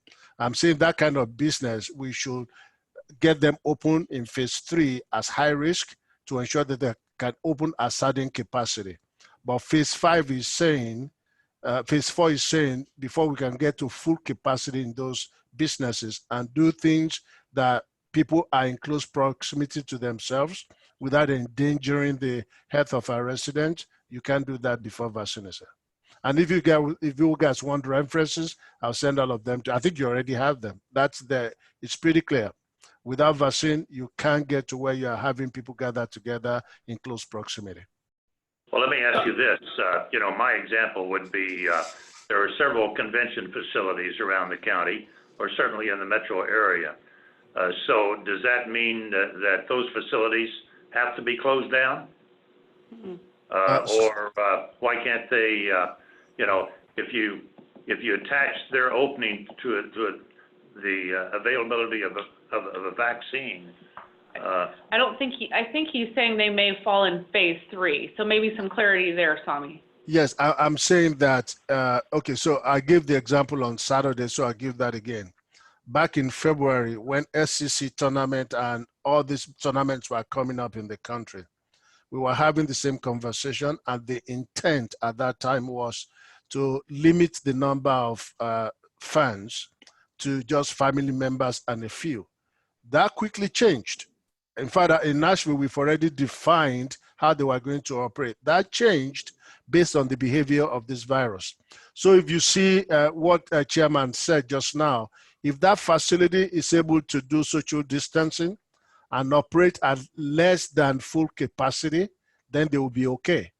But to get to full capacity, it's hard to imagine that based on what we know now until you have a vaccine. What about specifically convention center? Are you saying that a convention center, if they meet certain criteria, could be in phase 3 then? And what language could we add to add clarity to that? And Stan has a suggestion in the chat that might help too. I just noted there might be the use of the word mass gathering versus a large gathering may naturally distinguish between businesses and venues. I think when people hear mass gathering, that may be more clear for individuals than large gathering. That makes sense. Okay, thank you. That's a good suggestion, Stan. Yeah. I mean, I know in the Metro, Kaufman has already started rescheduling concerts for late summer. So, clearly, I don't know if that's based on phasing on, the Jackson County side or the Kansas City, Missouri side. But, clearly they're not going to be waiting for a vaccine for some of their large gatherings. But I guess that's part of the coordination we need to make sure we're in alignment with on the metro area. I mean, if they're reopening for concerts, are they only selling 25% of their tickets? Well, that's for a rescheduled concert because I have tickets for it. So that's how I know that they've rescheduled it. Okay. Yeah, I will say that I know enough about the health officers and health directors of those places that it's hard to imagine that happening right now. Things may change. Okay, so Stan had a suggestion to start to use the term mass gathering in this document to distinguish between employers of larger employers versus what venues are. That seems to make a lot of sense, to me. From the group's perspective, is that a change we could make? And we'll have to go back and make that change throughout the document. So I won't be able to do that in front of you, but. I think that's helpful. I also think on the grid, when we do the definitions, I think Becky and I discussed this on Saturday, somewhere we have to define, convention centers, conference centers, hotels, those kind of gathering spaces. They don't really know where they belong in this. Are they entertainment venues? Just where do they belong in here? So, okay. I think they're going to be looking to us for guidance. They have gatherings of all sizes, from 4 people to, 12 or 1,500 in the county. They can socially distance, at least within the guidelines, but they need to know where they fall. Understood. Are we good to move on to the next paragraph? I think the issue of the mass gathering venues or those spaces, I just think we've got the public health definition and we've got, the needs of those facilities. So I think that's good. Okay. I'm sorry, Chief Reddick? Yeah, I hate to bring this up. This is a different topic. I'm sitting here looking at the gating criteria and everything's about downward trajectory. And I think it's assumed that there are going to be more cases as we open up. I'm not sure on that. But if anything that's going to trigger moving from one phase to another is a downward trajectory, let's put it this way, as we move into our next phase and we're at a good place, if it stays the course as we add on businesses and things like that, if we stay at the same rate, is that good enough? There may not necessarily be a downward trajectory at that point. It may be the norm that we've stayed at for a couple of weeks and we pigeonholed ourselves with the wording on this. Should we put a disclaimer on there to allow us some flexibility with that? We copied the Areola here. We copied those directly from the White House document. But to answer your question, if we remain where we are prior to rolling things back, we're in a good place. But does the wording allow us to move to the next phase? I don't have a problem with inserting the word flat, but again, we took this word for word out of the White House document. So. And I think the decision to how we try to move things forward is really will be considered in the phasing plan, but not necessarily as a part of this plan. I would rather leave some flexibility for the public health officials and the Board of County Commissioners to evaluate these phases as they move along, and not pigeonhole ourselves at this moment with certain verbiage. I think that there is some flexibility in the way that the data will be analyzed to help with that decision as the other phases are ready to open up.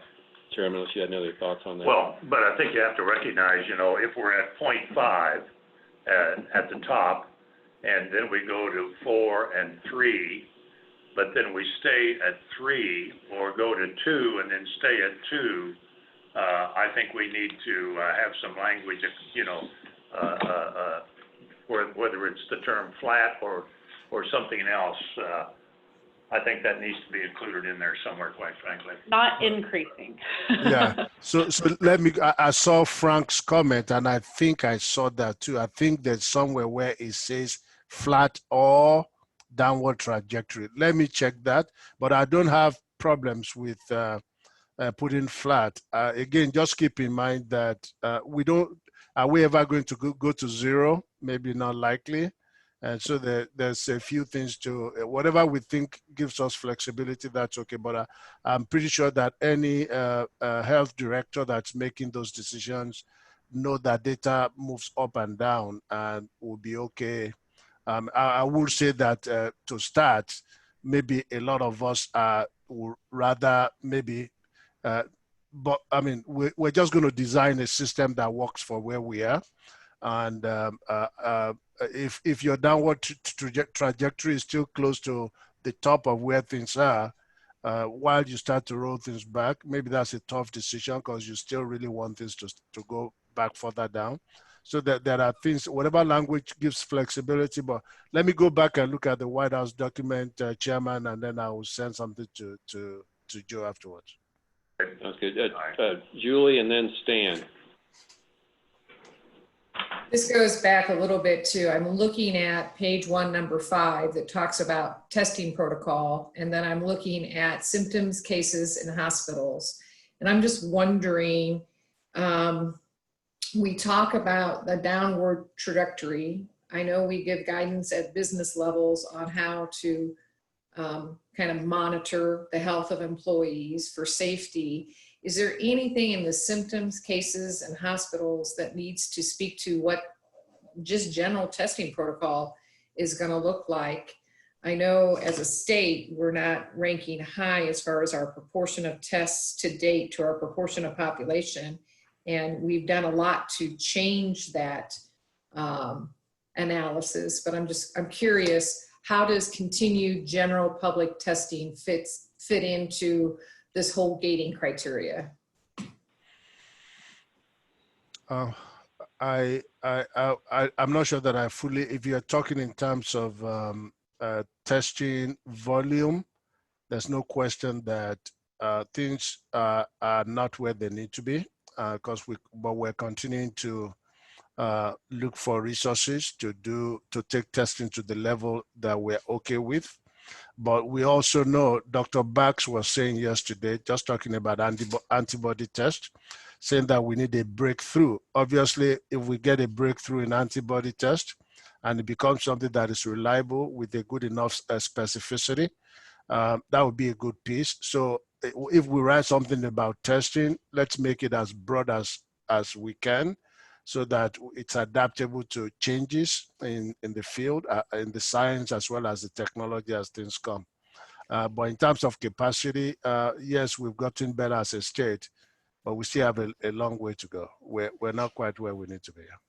And it wasn't a request so much as a question of how 5 on page 1, how does before the order is lifted, the public health system needs to have, and this will include adding new staff, right? Testing resources. So it talks about increasing testing. And I was just wondering how that correlates to the gating criteria that we list on around symptoms, cases, and hospitals. How the two work together. What's the intentional? Right. So if you I think part of when Joe presented this, you've got the gating criteria. and then you've got the I forgot what that's called, which is where the testing and the resources to do contact tracing is. All of those have to be there before you can proceed. What does that mean to be there? It means that you have a plan for that. We have spoken with Chairman. I think he said that also earlier on, that we'll do all that we can to make sure that we have the staffing and the resources. So if funding is not the problem, then for us, it's just to continue to work what we have been doing to get different places to get that. But your point is very well taken, that once we roll things back, our primary form of controlling this virus becomes contact tracing and disease containment. That's our new strategy, because then physical distancing is not at the same level, and a good surveillance structure in place. So we quickly pick up pockets or clusters of this and do what we do in public health to contain those. So we're working on that, the assumption, and I think I've forwarded what our draft is in terms of personnel requirement, but and we're going to augment that with collaboration with our partners in academia. And if we do that, I think we'll be okay, have enough resources to do the surveillance, but also to track how things are going. Thank you. Stan, Paul?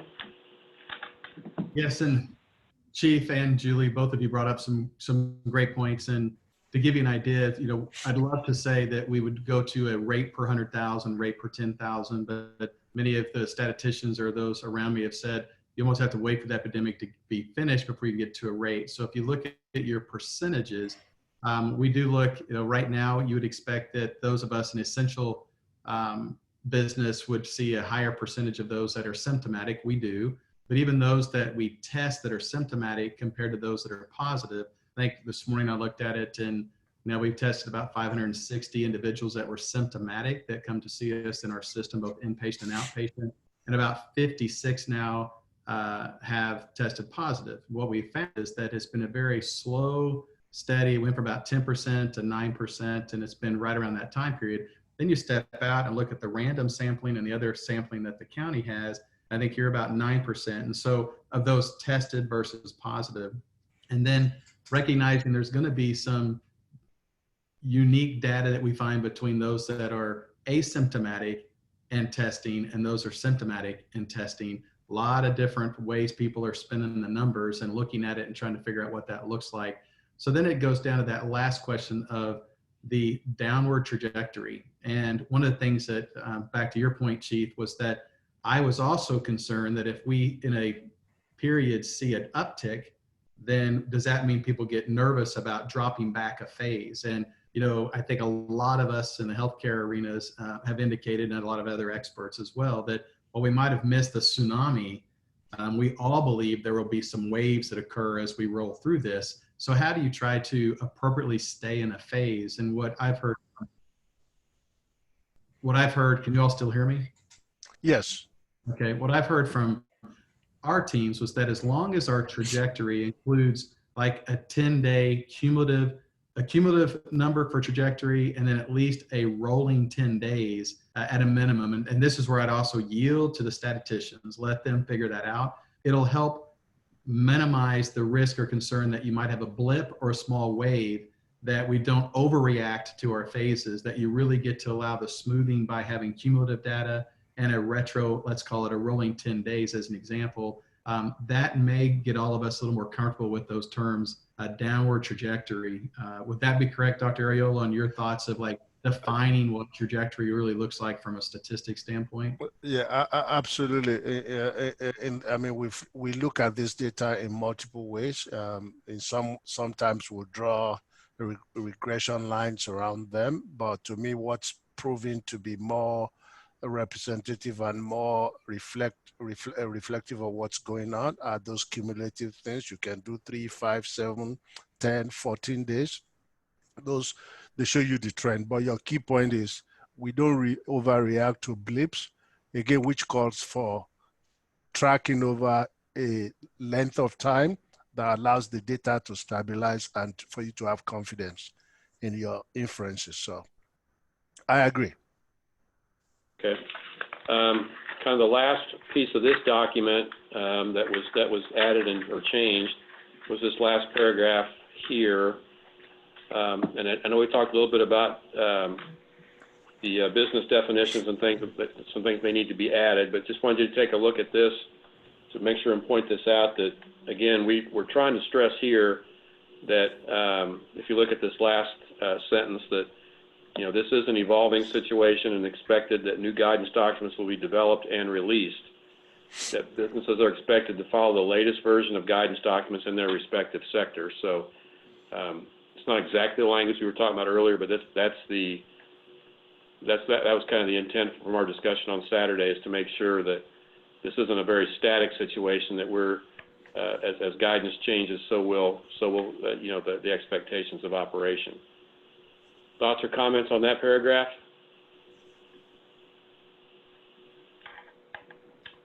Okay. All right.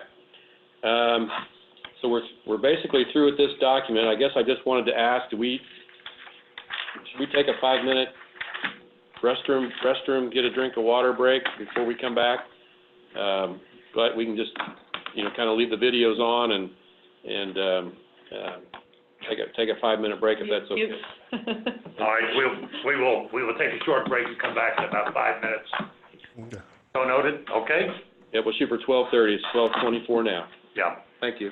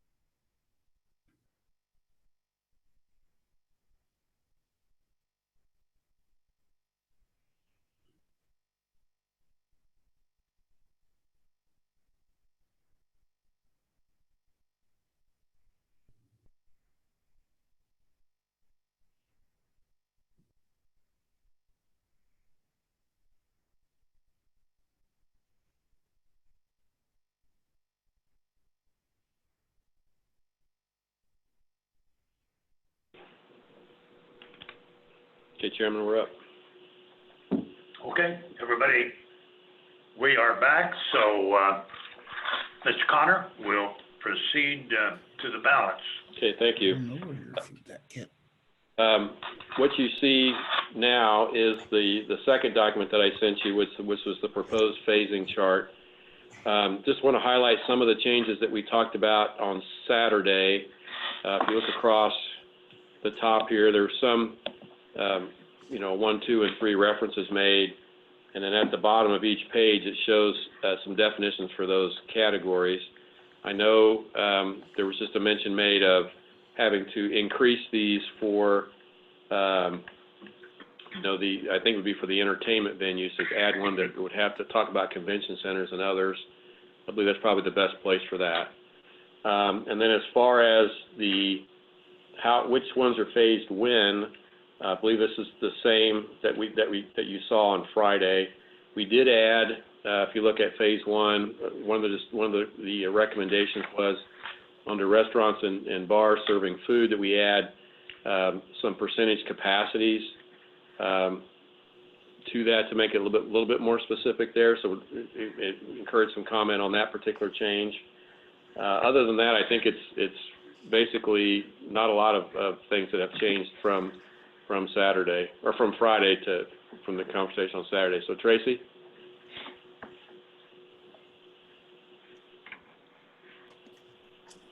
Thanks, Joe.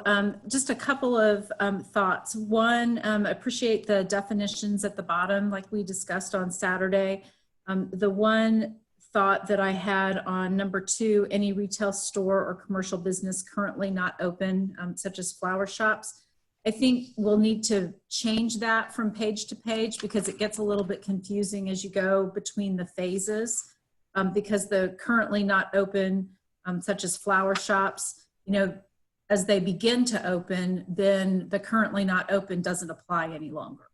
So how they're open, in terms of capacity or social distancing might change a little bit, but I think the intent is that in the current phase, obviously some of them are not open. And when you go into phase 1, then they begin to open, for example, the flower shop. In phase 2, they are. I'm sorry, yeah, so is it just clear to take out those currently not open? Yeah. Just take that out there and just leave it with an example? Yes. Okay. As you get into phase 2 and phase 3. And then unless we're leaving it to industry standards, I thought that perhaps we needed to discuss something like buffets. I know that was one of the things under restaurants that was being left out, at least in the initial phases. So if we are saying in phase 4, we're open at full capacity, does that mean business as usual? So that in all the prior phases, things like salad bars and buffets are no longer allowed to operate. And so, we had talked about the new theater on Saturday. Well, they are a buffet. And so, I think we just need to think about some of those venues and whether or not we might want to address those really specifically. And then again, somewhere we've got to figure out how we fit in the conference centers and the convention centers. And maybe that's a capacity issue, just like we're looking at the restaurants. I guess on the food, the restaurant, on how they're operating on the inside, I guess I would ask Scott for any comments on specifically getting into this document and addressing things like those that have buffets, versus those that have sit down versus those that are carrying out. I didn't know what the Restaurant Association was looking at for that. Well, this is Scott. There's a couple things. First, with respect to this, the standard on restaurants, I would like to say available at 50% inside capacity.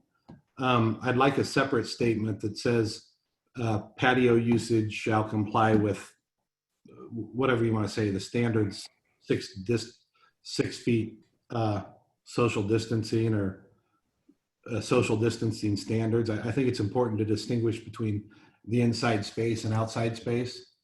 Second of all, I guess I don't know. I'm still on. I drafted some guidance for restaurants. I don't know if the committee intends to reference that. I don't know if it intends to reference other guidance instead.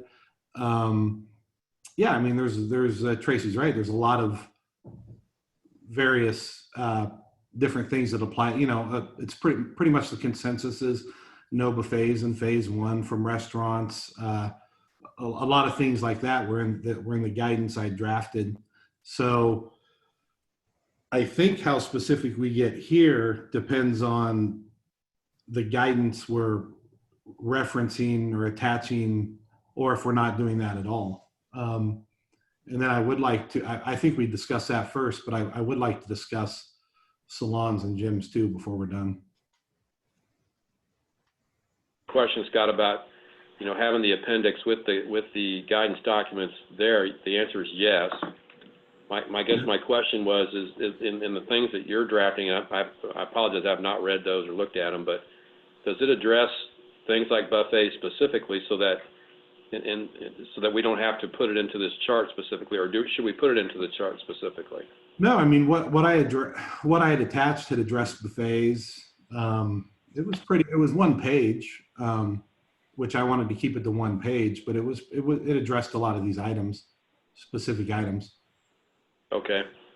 Scott, as I've been presented material, I think yours was consistent with National Restaurant Association, state associations. Am I incorrect? Is that right?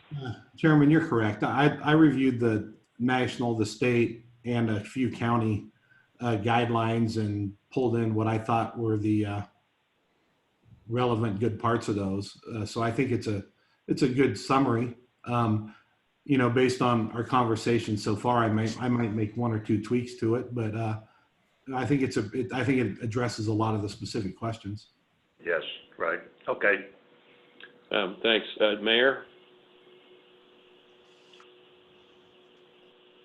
Thank you. I have a few suggestions for the chart.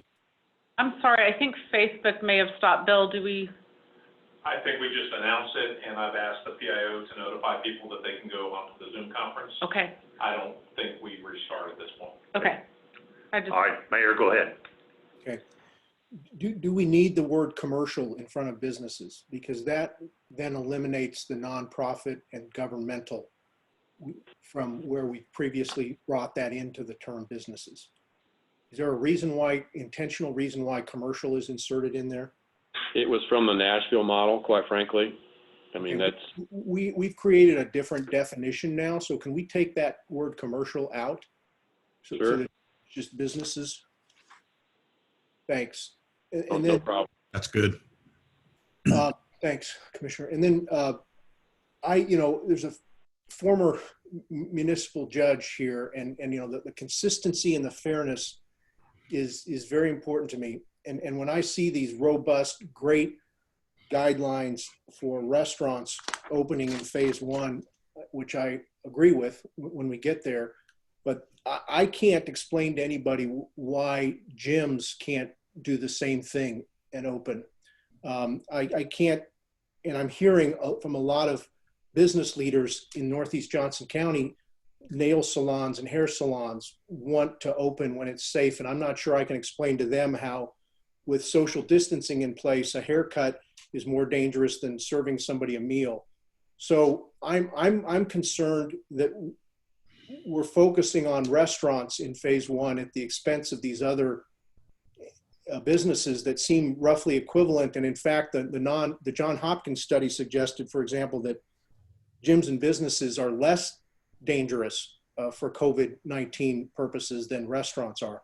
So I would suggest we consider, with appropriate measures in place, elevating nail salons, hair salons, gyms, fitness, a category of sports courts. And this is consistent with discussions going on with Johnson County Parks and Rec and the city Parks and Rec. Tennis courts and pickleball courts, we're hearing, can be opened before playgrounds and basketball courts, high contact sports in other words. So I would suggest those we consider for phase one. And finally, I don't have strong feelings about this, but swimming pools separated out from sports venues, for example, to lump them together with, you know, a basketball arena. I mean, the guidance I'm seeing from CDC is you can swim laps, you know, in a socially distant way, and there's not a transmission risk. So I'm wondering if we're, you know, using a meat cleaver there when a scalpel might be appropriate. And I know, Commissioner Brown, you've had discussions, I have, with hair salon folks. And as I recall, there was an email that we had from a provider of those hair services, and there was some agreement that, you know, 50% of the chairs could be occupied, and that customers would wait in their automobiles to be called in, and there may have been one or two other factors, but it seems to me like that could be a first step in one phase, and the same thing would apply to gyms and fitness. In other words, if you've got an occupancy of X, double X, then the first step would be to go to single X occupancy, 50%, let's say, and you know, the sanitizing, The only thing I think for gyms and fitness clubs that we need to keep in mind, some people who are working out, you know, they're perspiring, they may be exhaling a lot, and that puts a different situation, I think creates a different situation than otherwise. But, you know, my particular feeling is with restrictions, the first step might be to allow those to function. I would agree, Chairman. I just want to add, you know, I know that some of us have had just multiple contacts from salons, spas, massage therapists, estheticians, stylists since our Friday meeting. I've probably had 45, 50 just myself. And I have not had a single one of those other than the one that came to the entire task force that was in favor of opening in phase one. You know, they all pointed out the health concerns, not just for their clients, but for themselves. And the fact that, you know, it is a very close contact and far longer than 10 minutes. You know, many of them talked about, you know, the heat involved. You know, if you're giving a massage, you're perspiring, you can't wear PPE during that entire time, or at least the client can't. And so, you know, I just would be remiss if I didn't share that information. Many of them talked about the fact that they can't get appropriate PPE, you know, it's just not available, or some of them say if it is available, it's cost prohibitive. And so, you know, there were a lot of concerns expressed about the fact that we are considering putting them in phase one. Chairman, can I jump in here for just a second? Go ahead. Thank you. So, and Tracy, I agree with what you said. I heard from a lot of folks who were opposed to being in this in phase one group. I did receive many communications from folks who were thrilled. Some on the user end, some on the service supplier end. The thing I would point out is that a couple of things. One, nothing we're putting here in any word that in any piece of this document is going to require anybody to open. So if a salon owner or if a provider within a salon chooses to not want to participate for a myriad of reasons, up to and including they just don't want to, there's nobody required to open and to provide a service. There is no requirement for that. So that's one point. I also heard from several folks who made the comment that they do better on unemployment with the federal override right now, which, by the way, for those, I just got word, I haven't seen it myself, but that may have just gotten extended through the end of the year. So for the folks who are doing better on unemployment with the federal override, that they're making better money not doing this and taking zero risk too, that it makes sense from that perspective, from their financial position. It makes sense to say, don't open, because they don't want to lose those customers to a provider who will provide that hair care or nail or massage service.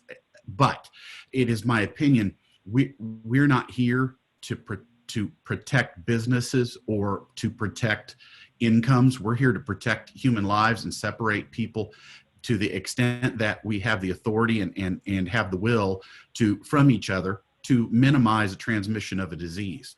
I don't feel like it's a relevant point, at least to me, it's not a relevant point that their customer may slide to another provider. I understand that. I'm a businessman. I don't want my customers to go to another contractor either. But if I'm not comfortable running my operation or opening up, I also understand that customer is going to go to another provider, and then that's a decision that I have to make. So I just provide that for some context. There are other underlying issues that aren't just health related. There are economic issues underlying that are driving some of the feedback that we've gotten. I just want to pass that on to the group and make sure everyone was aware. Thank you. Yeah, I will second that. Talking to a restaurateur who indicated that their frontline servers are making more money now than they were working, and that could be a challenge to get workers back into the restaurants. Mr. Chairman, this is Commissioner Hanslick. I strongly agree with what Tracy is saying. The vast majority of people I have heard from who work at salons or salon owners have literally been begging, please do not open us in phase 1. And I think that I don't think it is an accurate comparison to compare salons with restaurants. Restaurants do not touch people. They aren't up in their face for several hours at a time. I know, for example, when I have my hair done, my salon, my hairstylist has a single room with a single chair, and we may be in there together with the door closed for 2 or 3 hours while she is coloring my hair. And so I think that's a very different situation than restaurants. Also, and Dr. Ariola may want to weigh in on this, but my understanding, the purpose of these phases are to do things gradually so that we can make sure that if there is a spike, that we know, have a better idea of where it's coming from. And if we just open everything up in phase 1, then I think we've missed that point. As far as gyms, I do think there are aspects of gyms that can open in phase 1, but we would have to provide clear guidelines for those. For example, swimming pools that are just open for the general public that might be part of fitness centers. My understanding is that would not be safe. But as far as nail salons, hair salons, and massage therapy, I really strongly urge us to keep that in phase 2. I would point out, Commissioner Hanslick, that getting a haircut and getting a hair color, I understand that there certainly is a difference. I don't do either at a shop, but that those are separate operations. Perhaps it is in the hair cutting lane that is allowed, but maybe perhaps not in the coloring.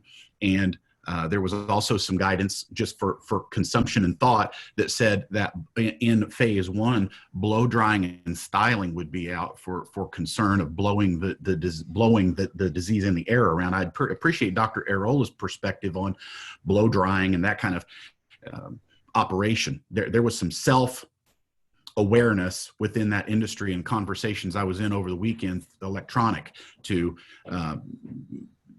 they were all, everyone I talked to on that front was on board with, yeah, we don't need to blow dry. We can, you got to go home and do your own hair. Got a couple of hands up. Can we, before we get to Dr. Ariola, can we hear from Julie and then Scott? Thank you.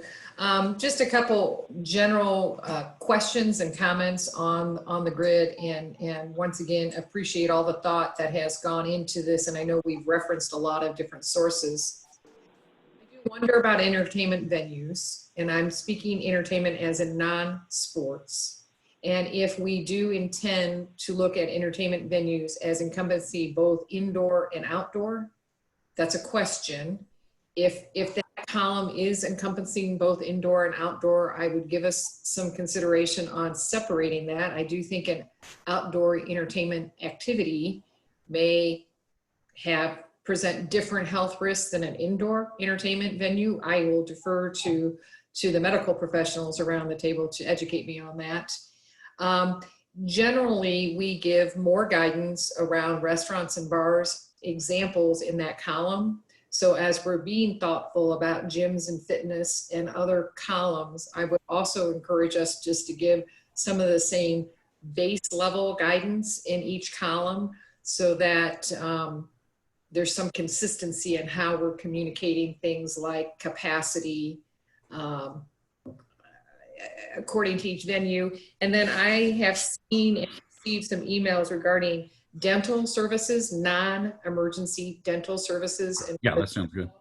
And things like pet grooming and where it falls. And so if it falls into the personal care column, maybe that just needs to be expanded. I do not know. That's a question.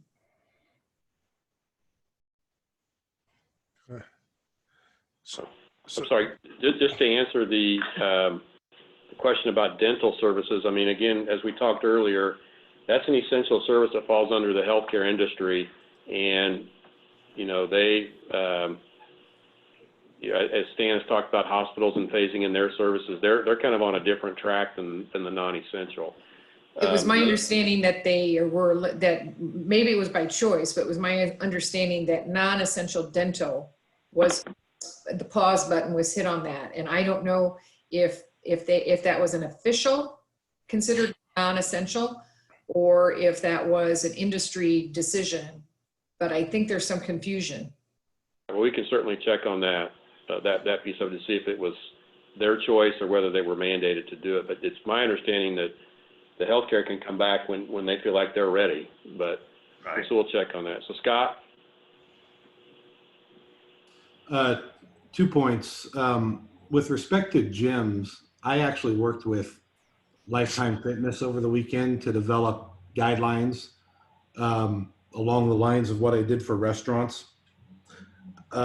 Personally, I really think there needs to be some activity at gyms, certainly regulated, certainly limited, but I think we got to consider the health consequences of having a lot of people no longer visiting the gym like they were.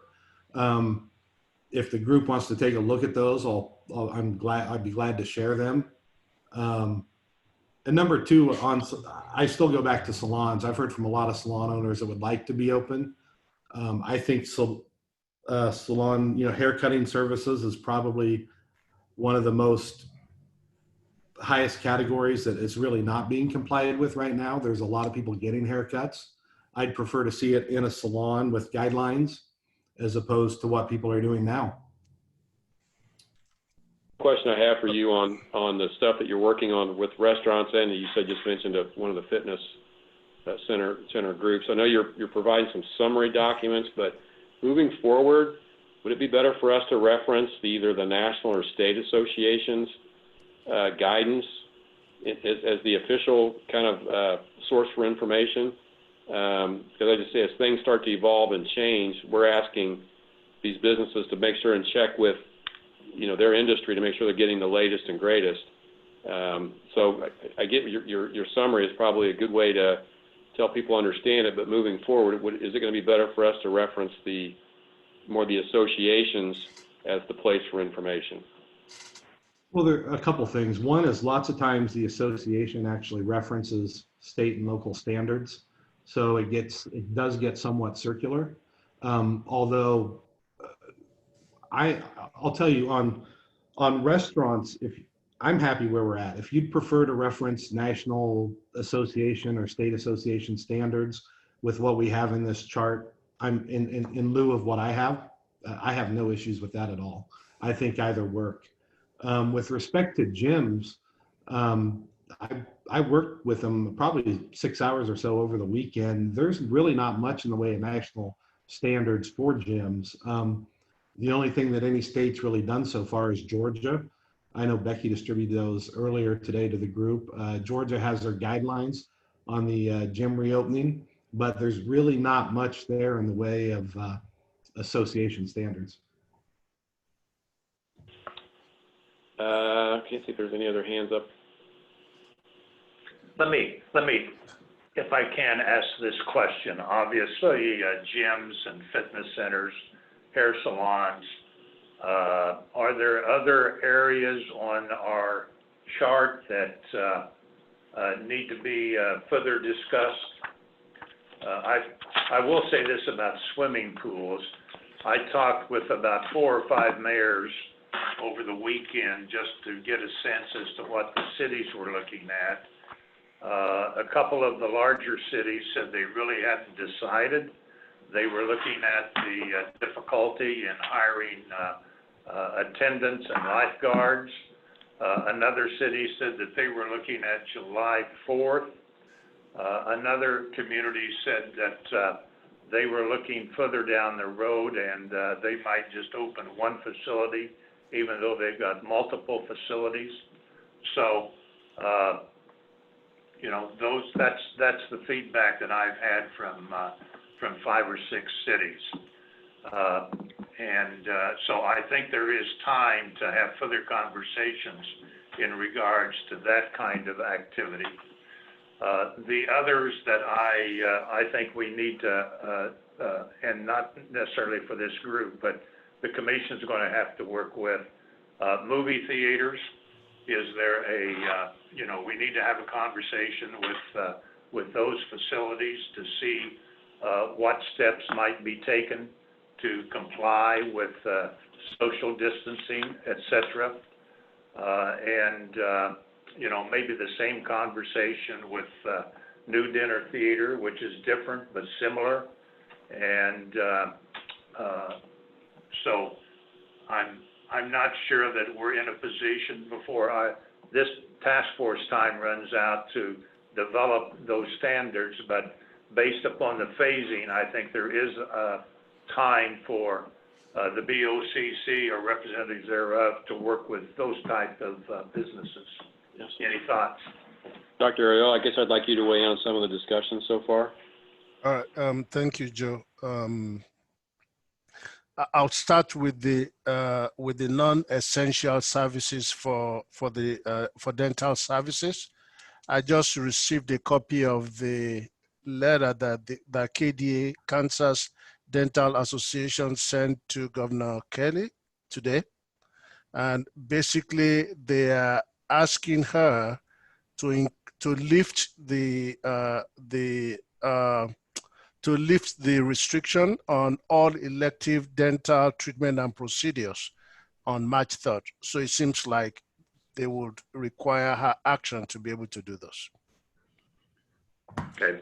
Does that have to do with state regulatory factors? Do you know, Doctor? No, I don't. I haven't even fully read the letter. That was in bold. I'm glad to forward that to Joe so that can be sent to the group if that's important. So, but I don't. Yeah. Okay. Thank you. Right. Any other thoughts, Dr. Ariola? So I have received, like I've said, over 50 calls and emails, most of them from massage therapists, talking about they do not want to open. And I think you know, this is not an exact science. There's a lot of assumptions that we make here and a lot of give and take. My angle is strictly health. And I know that others are, and the reason we're having this conversation is because of the economic consequences of this. So and all of them, 100% has been, don't open us. So you might want to, if what chairman and other commissioners are receiving in regards to the salons, maybe there's a way to separate those. I would say that someone spent a lot of time explaining to me about hair salon, how you spend 2-3 hours there longer than you would do massage.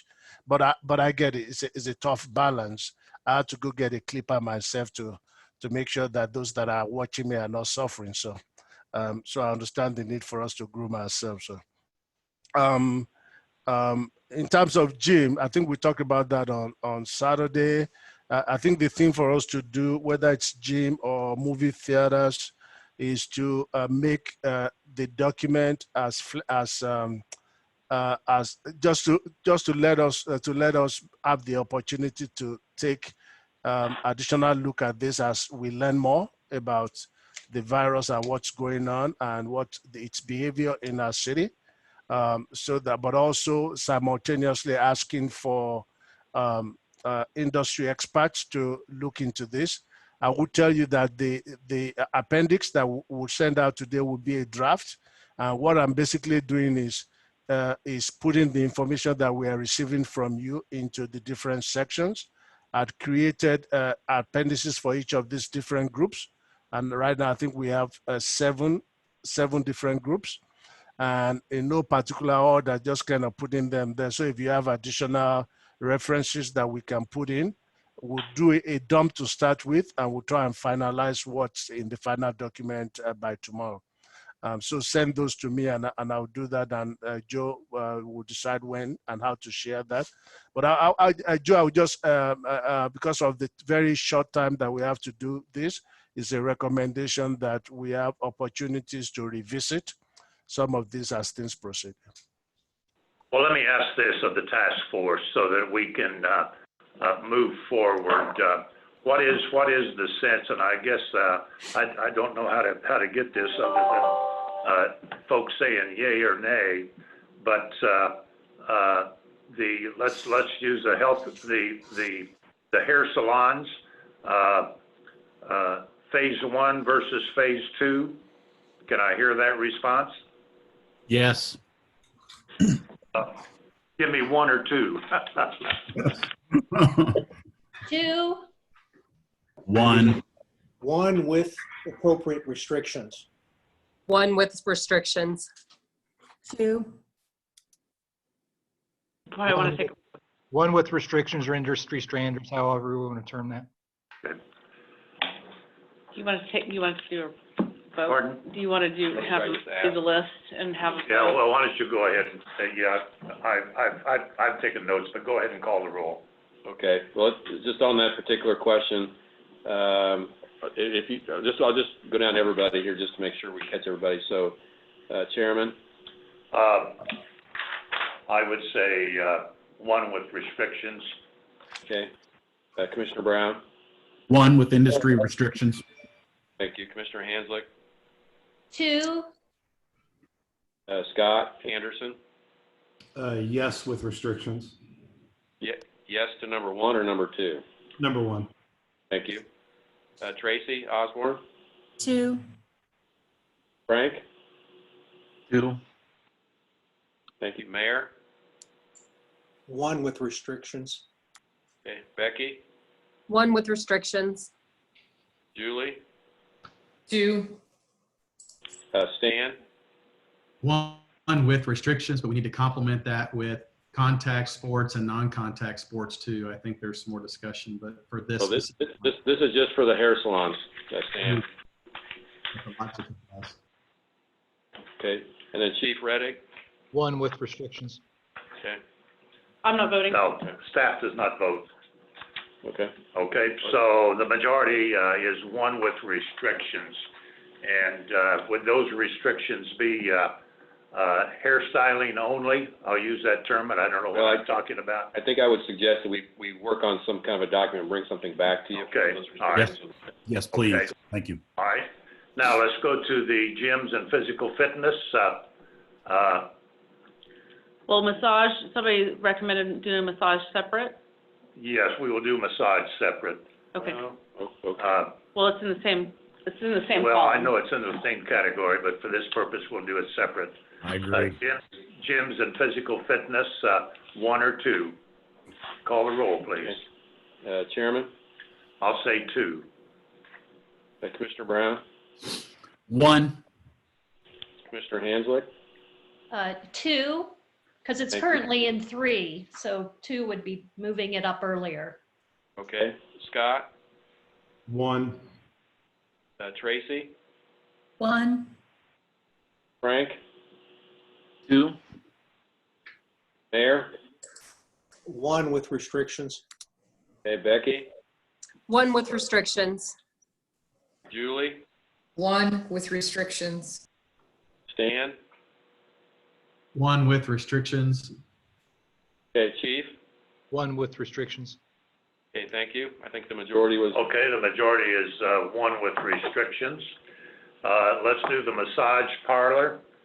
And where are they at currently in our? It's in the same column as nail salons right now. you're separating out the personal care services. You're saying hair salons is 1, massage is another. Well, let's do the massage 2 or 3. Chairman, can I get a quick clarification? So where in that the category we're splitting right now, where would nail salons fit in? I'm being asked by several nail salons where they fit on this.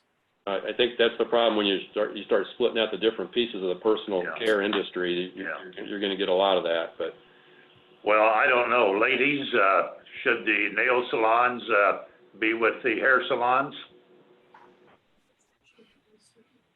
So a number of nail salons will already use sometimes masks and gloves for some of their, but they do, similar to a hair salon, you are having close personal contact over a long period of time. There's not a way to kind of avoid that proximity. So it's not different. If you've got the hair salons in one, it's not different. Yeah. It would, I agree with that. yeah, it would seem to me that that whatever restrictions might apply to the hair salons would also apply to the nail salons. So, okay. So can you then restate how we're splitting this then for the motion that's in front of us, the decision point? Well, the discussion point is massage parlors. They are currently included with hair salons and services. Yeah, personal services. And it seems to me massage therapists do have a different level of connection with the client.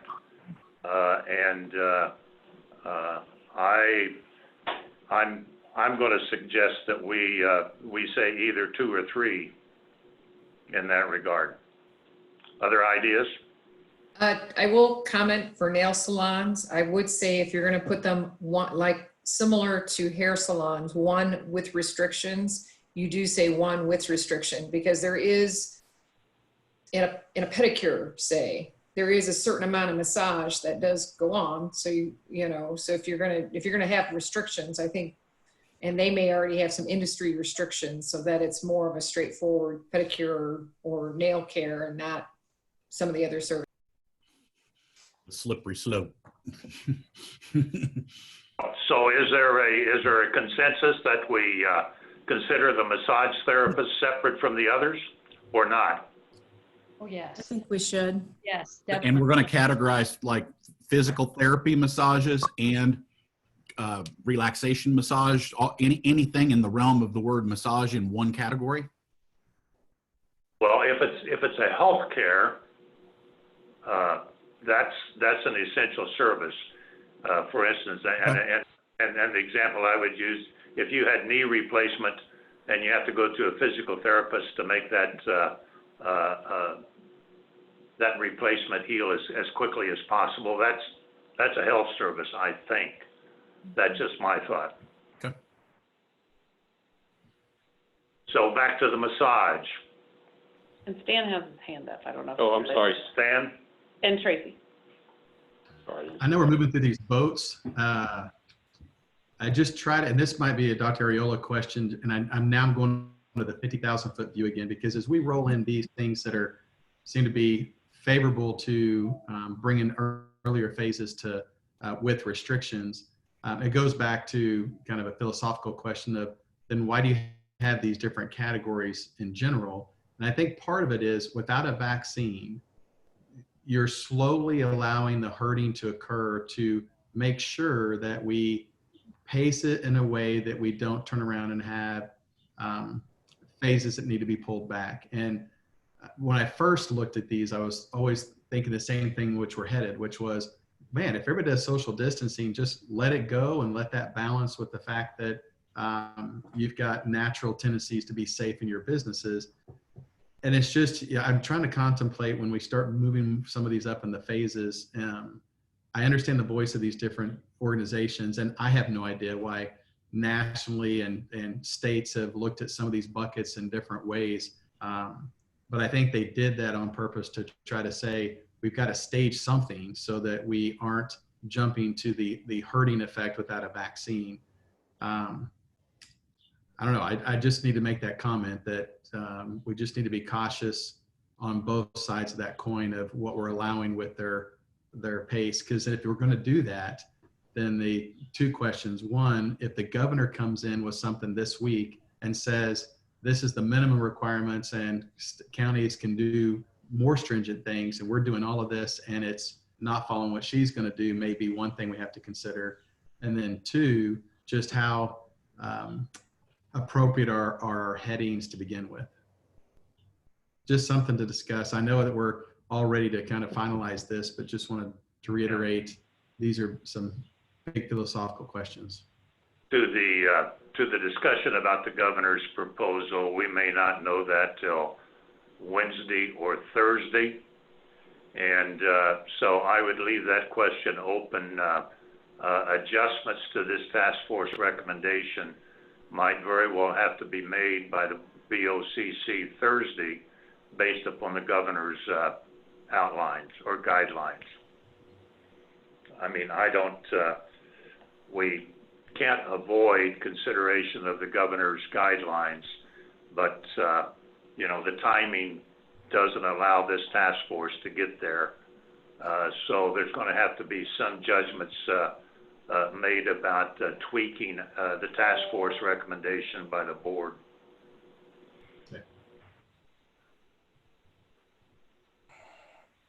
Well, back to the massage parlors. Do we want to go ahead and include them with the other personal services that we've just talked about? I would not. I would want them in phase 2. I just think the prolonged I'm looking at the John Hopkins grid again. And of course they put salons, spas, and other personal care industries into a medium to high contact intensity. And I think we have to be mindful of that. Okay. Tracy, you got your hand up, I'm sorry. Yes, I wasn't sure if we were going to do this for all of the categories. And so, just want to make sure that if we're going to start segmenting, that we do the same thing on venues like convention centers and as the chairman pointed out, separating perhaps indoor and outdoor entertainment venues. I think Julie spoke to that as well, and movie theaters. Because to me, those were all kind of entertainment venues. The movie theaters were included in that. But, if we're going to consider some of those separately, I just want to make sure that we're all kind of thinking ahead to where we would start putting those in and allowing them to open with distancing. Well, we can discuss that. Whether or not we go forward with that would be up to the task force. But let's try to focus on the massage parlors. It's been suggested that they be in phase 2. Please call the roll. So 2 or 3 is what you were talking about? 2 is on the table. 2, okay. If there's a difference in that way, it can be noted. Okay, So Chairman. it's a yay or nay, Chairman? Yes. On phase 2. Okay. I'm a yes on phase 2 for the massage parlors. Commissioner Brown. Brown, 2. Commissioner Hanslick. For massage services, I would recommend keeping them in phase 2. Thank you. Scott. Yes to 2. Okay. Tracy. Yes. Frank. Yes. Mayor Michelson. Yes. Becky Yoakum. Yes. Julie. Yes to phase 2. Okay. And Stan. Yes to phase 2. Okay. And Chief Reddick. Yes. Okay, so noted. Now, what phase are we in, Joe? Well, we Just a time check. So Bill, you said closed captioning is what this, how long? Till 1:45, we can extend if needed. If we needed to. Okay, so I'm just doing a time check. All right. I guess we don't know yet, or should we wait till closer? How soon do you need to know, Bill? I'm letting her know now that we'll probably extend. Well, let me just kind of summarize where I think we're at from a trying to get closer to a finished product. It sounds like we've got a lot of work to do on the appendices. Since we're doing a lot of splitting up of things, that we have to make sure we've got all these different ones covered with what's the best practice for that particular industry. There's still the issue that's out there of pools and what category they should be in. And then I think Mayor Michelson had a suggestion on carving out different types of outdoor sports courts, instead of making a general statement about that. Does that kind of capture everybody's thoughts? Mayor, you got your hand up? Yeah, just I would suggest that non-contact distance sports like tennis go in phase 1. Agreed.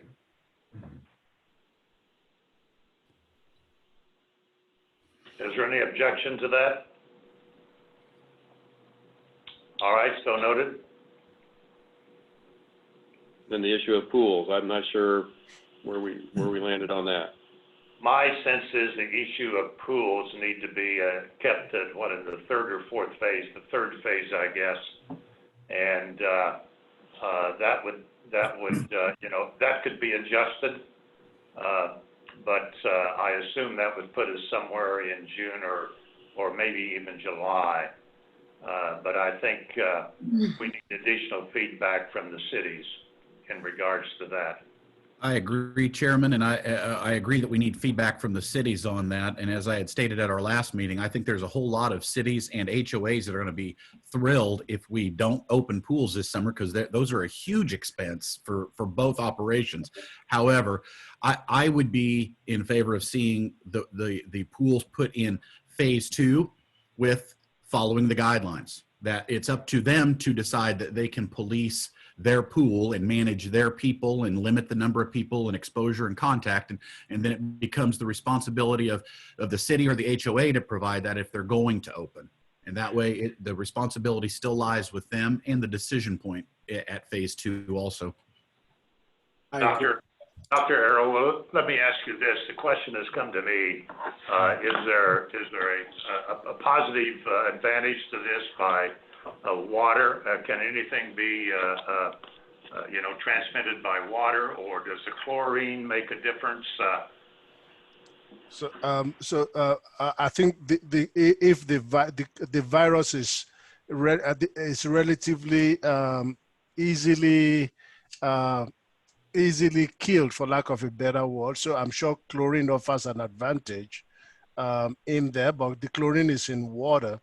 And the infection is internal, and people get that by close proximity again. So disinfection of the water, I'm not sure has an impact on transmission, and Stan can jump in there. It's really, can we ensure that we can maintain physical distancing? The disinfection of the water, will be hard to imagine how that will impact transmission.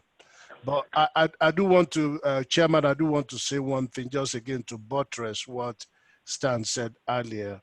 We cannot load all of these things into the 1st and 2nd phase. As a matter of fact, the practice should be that we're very careful with the first phase and ease ourselves gradually into this. We don't have the so-called herd immunity. Again, not to overburden that. There are so many questions about whether it has or even the level of those immunity. So if we quickly jump too quickly and too fast, I think we are increasing the risk of having to revert back to more stringent thing. So if you look at this table and it's all packed in phase 1 and phase 2 because of pressure of the economic consequence, I would say again that the primary consideration, the overarching consideration has to be health. And we have to be gradual. And I see a lot of interest of everything wanting to be open. That's okay. And I hope that we're able to do that. I hope that this virus just goes away. I hope that we find a way to deal with it. But just keep in mind, we have to drive this very, very slowly. Many people that are in my field that are involved and know enough about this. There's quite a lot of people that actually believe that we're still jumping a little bit early. So, but we are jumping. We need to do that slowly. Okay. Julie? A couple hands up. Yes, I guess first of all, I'm very thankful of the doctor's comments, and I think his cautionary note is well received, that if you front load it, you're really going to have a hard time figuring out where you've opened the door too far, and you're going to have a bigger issue than if you're a little bit more conservative and ramping up. Two, when I think of outdoor pools, I think of many different sizes of pools. I think of the hardship of especially HOAs being able to police that without potentially having to hire additional staff to do so. And I think of what else happens around a pool deck other than just people swimming in a pool and those proximity factors. So I would not be in favor of moving that too far up. And Joe, you had given your laundry list of things we still need to address in the entertainment venue, and that separation out you had not mentioned. So I just wanted to remind you that should be one of those things we discuss as well. Thank you. Another question. Yeah, Tracy? Yes, thank you. I also appreciate Dr. Ariola's comments about phasing and not front loading, but I guess my question is more of a clarification. It's not so much phasing the number of businesses that come in phases 1, 2, and 3, or 4, but really how many people are phasing at a time and the spacing. I thought that was what we were really controlling for, not just in Johnson County, but all across the country. So, you know, not so much the number of businesses that come in phase 1 or 2, but how they do that. So, you know, for instance, even in my own business, it might be that not everybody comes back to the office at the same time. Many will still be teleworking. And so I guess in my opinion, I thought we were controlling by the number of people, number of customers that come into a store at one time, the number of people who are working in a building. And so rather than controlling or more or less, I guess I'm trying to say, saving certain businesses for phase 3 as a means of controlling artificially how many businesses are not allowed to open. I think we do have to be cognizant of the economic piece at the same time we're talking about the health piece, because it does have a long-term effect. If those businesses can open with appropriate social distancing, then I think we just have to be cognizant of that, that we shouldn't have to make some wait when others are not having to wait when they are doing similar measures. So I just want to make that. Okay, Commissioner Hanslick? Thank you, Joe. As has been said, I'm very grateful for Dr. Ariola's comments, and I highly respect his advice on this, and I intend to follow it. My concern is that our conversations are heading down the path of opening everything up in phases 1 and 2. And I know that is not what I am hearing from constituents, at least the constituents who have contacted me. The majority are asking us to take a slow approach to this. And so I feel like we're at a crossroads where we can either keep the grid as originally presented, or if we're going to go down the road of going into specific aspects of different businesses that can or cannot open, which is fine, but that's going to take a lot longer time than what we have before us. So I'm glad to go down that road, but I think that's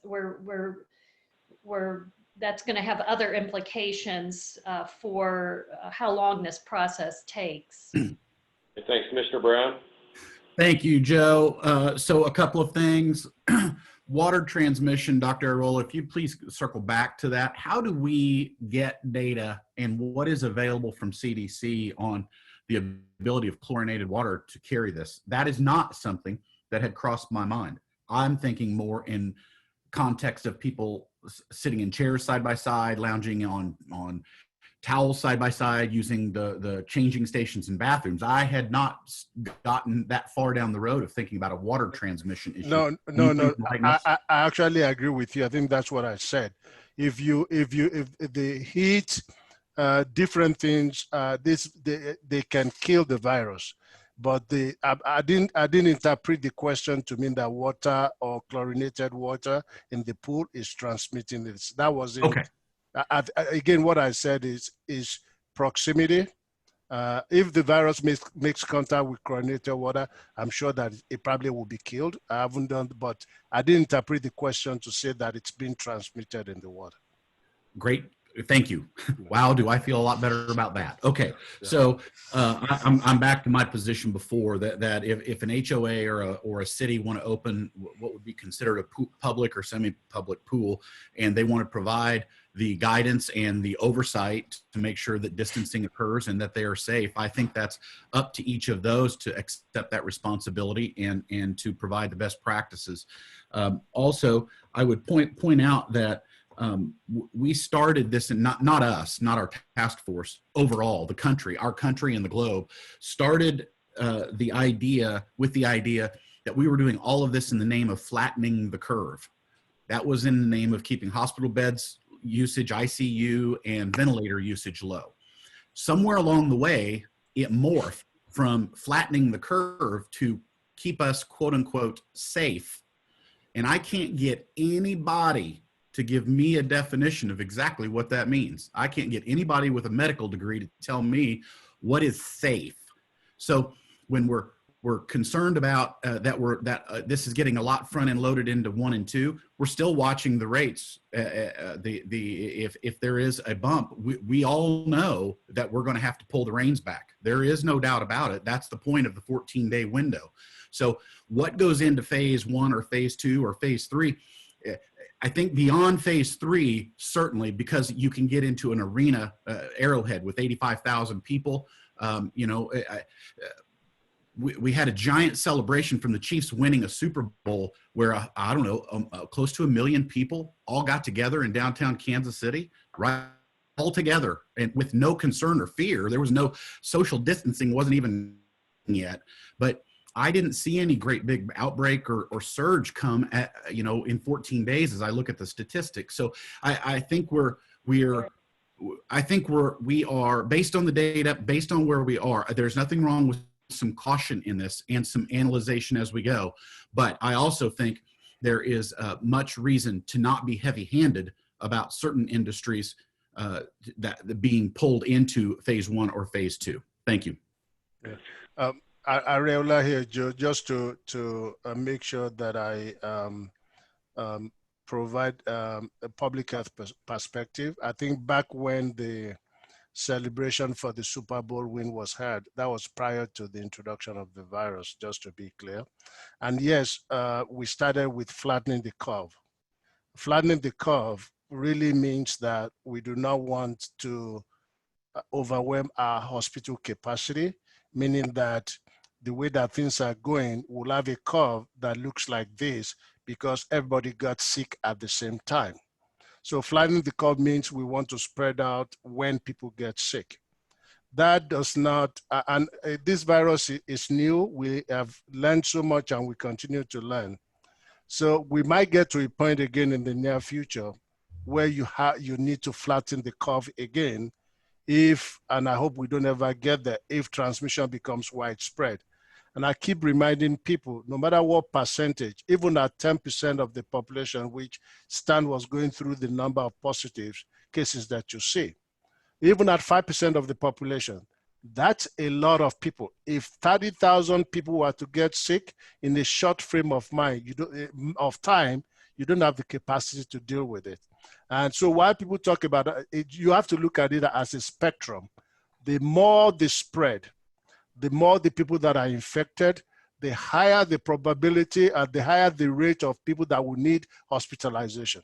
And so our hope is, because now we are mixing public health sciences with political decisions and other stuff, and that's okay, as long as we are clear about what the expectations will be.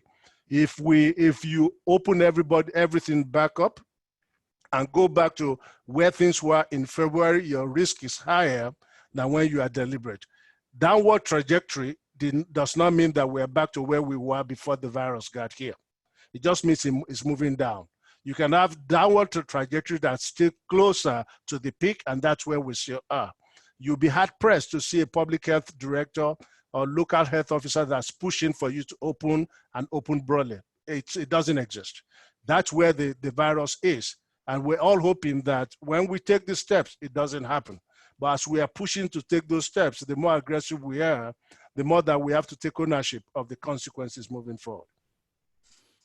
Let me see if I can bring a focus to our phase 3. Currently, under the chart, phase 3 includes playgrounds, basketball courts, and sports venues that would be open in phase 3.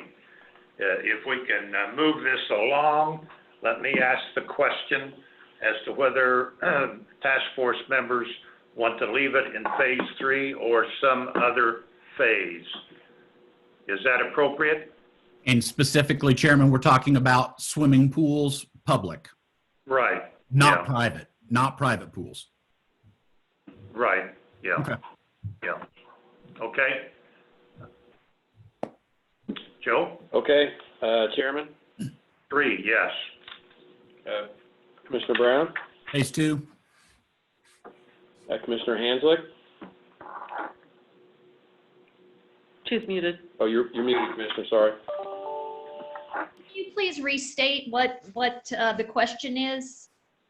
The question is involving playgrounds, basketball courts, sports venues, swimming pools, currently in phase 3.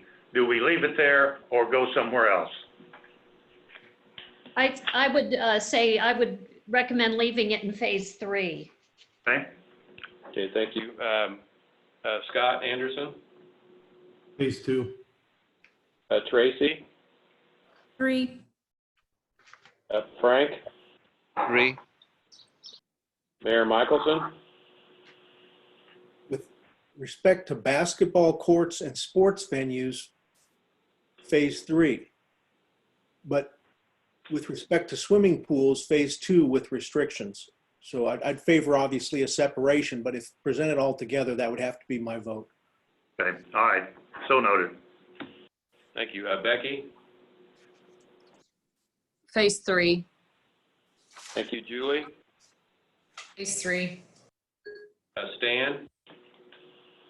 I'll do phase 3, but limiting it, just make a note, limiting it to basketball courts versus us moving to terms like contact sports and non-contact sports. I really would urge us to do it that way, but phase 3 for it being that specific. Yeah. Okay, thanks. And Chief Reddick? 2. Okay. We have most of the votes at 3, and was so noted. I thought we had talked about this yesterday or earlier, that tennis, pickleball events which do not involve contact would not be part of phase 3, but but some other phase. Is that right? Am I remembering incorrectly? That was discussed. I don't know if there was clarity on which phase. I think we voted that to phase one with. For tennis, and I was asking the questions and I restated pickleball twice, but if we're gonna say tennis courts are phase one, shouldn't we say pickleball courts are phase one too? That was my question. Okay, all right. Well, let's go back and we'll get clarification there. We're voting on pickleball and tennis, phase one or phase two? Chairman, I'd like I know that this is splitting hairs, but I'd like a clarification. If we're going to talk about specifically tennis and pickleball, I mean, this could go on forever. So the question is then should it be any sports on court where distancing can be maintained as opposed to singling out tennis and pickleball and whatever else? I feel like it'll never end. We will spend forever trying to create the list of the things that are and are not allowable, and I'd prefer not to get into that. Thank you. Good point. Understand. So the question is on the outdoor playgrounds and sports courts, they're currently in three. Is there any appetite? Actually, it says on here that's open with social distancing in phase two. So that's what I'm saying. That's where I think it ought to be. Oh, okay. Okay, but we kept it in three. Well, no, it's still in two. The pools was the one we were talking about. The sports venues, youth sports, and pools. No, we were talking about playgrounds, basketball courts, and sports venues. Sports courts, not the sport venues. What I'm saying is, I think the motion was, or the question was, those three. And I thought we agreed to keep those in phase three. Oh, okay.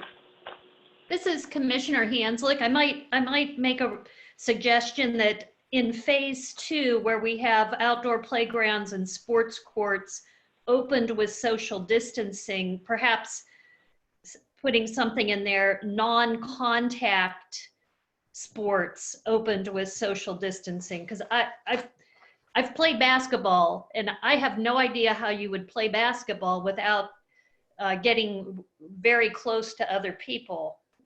Horse. You have to restrict it to horse. Yes, you're right.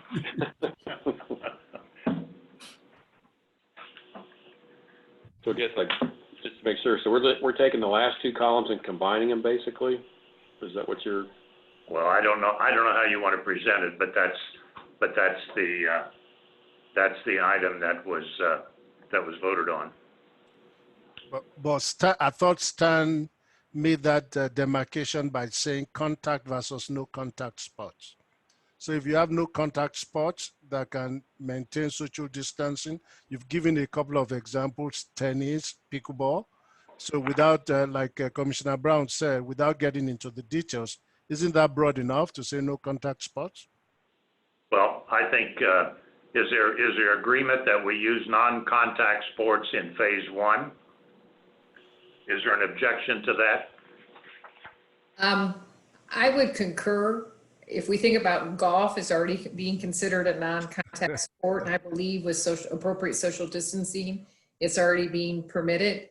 And you've got you've got frisbee golf. I mean, you've got a whole slew of things that may be considered a non-contact sport. I like Stan's framing so that we don't get too far, as he would say, down into the weeds of having to draw a line on which particular sport, defining the sport. So I would. So the motion is to move that to? I did not hear any objections to moving non-contact sports to phase one. Is that right? Yes. Yes. Okay. So noted. Okay. Thank you for the clarification. Sorry, I didn't keep up with That that. includes kids sports, correct? Kids sports? Yes, includes that too, correct?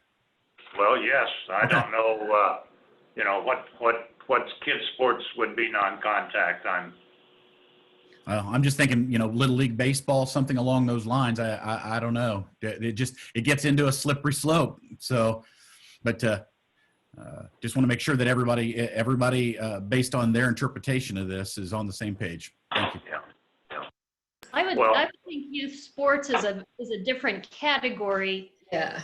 Because even if you could play the actual game in a non-contact way, how do you have a team working together and maintaining social distancing? So I think there are some other issues that are specific to youth sports that need to be considered separately. Two things, the team's in the dugout, not a lot of space there. And secondly, you're talking about parents, grandparents, and other observers of the game who generally are in close proximity also. Well, and shared equipment too. Right, right. So I think that's a major difference there. So, okay, well, let's movie theaters. Where are they at currently, Joe? Well, I think the question was on entertainment venues, indoor versus outdoor. So that would obviously be an indoor entertainment venue. Did you want to split the indoor even further then? I'm asking the group or asking you. And there's other indoor entertainment venues, like you mentioned, new theater, restaurant, your traditional movie theaters. There's some indoor, music venues that I can think of. Time check, the closed captioning. Yeah, could we pause just for a second and switch to closed captioner? Sorry. Sure. So where are we currently at on those? They're in phase 3. Yeah, okay. Probably should leave them there. Okay. Indoor, outdoor, doesn't matter? Yeah. That was the question that was asked.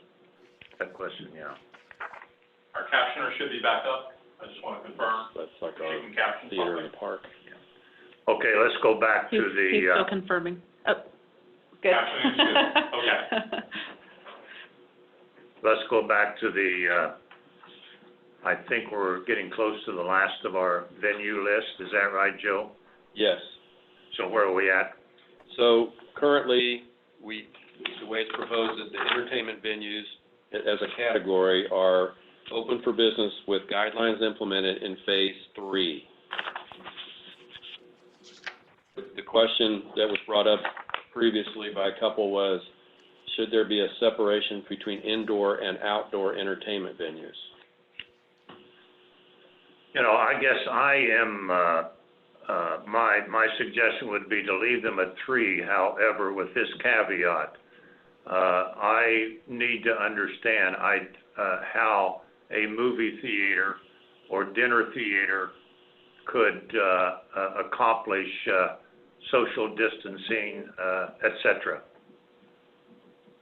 And that would... No different than a restaurant, Chairman, I would say. Right.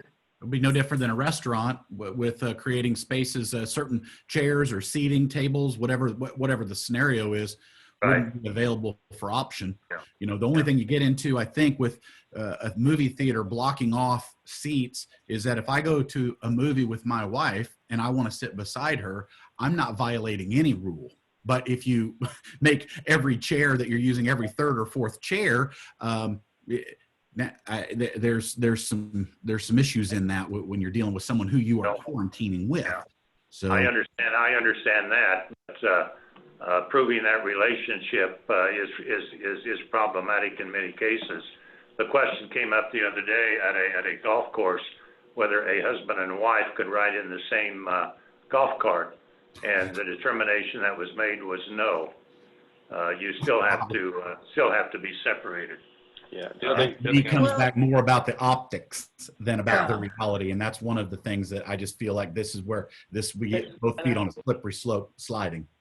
Well, but in the restaurants, we're going to allow units of people to be seated together and then just socially distance away from the other units of people. And so, if we're going to allow categories to open up, I think we have to be cognizant of, their ability to have industry guidelines, for Some, they've talked about, if we require salons to make sure that everybody has a reservation, and, that's an industry standard, under these kind of guidelines. That's one that I've seen from several of the salons that have sent me, their new restrictions. You can't take a walk-in. Most of our movie theaters are, taking their ticket sales online now. That would be one way of policing it, so that if, a husband and a wife and their 2 kids gets together, those 4 seats could be together, and those are pre-sold and pre-assigned.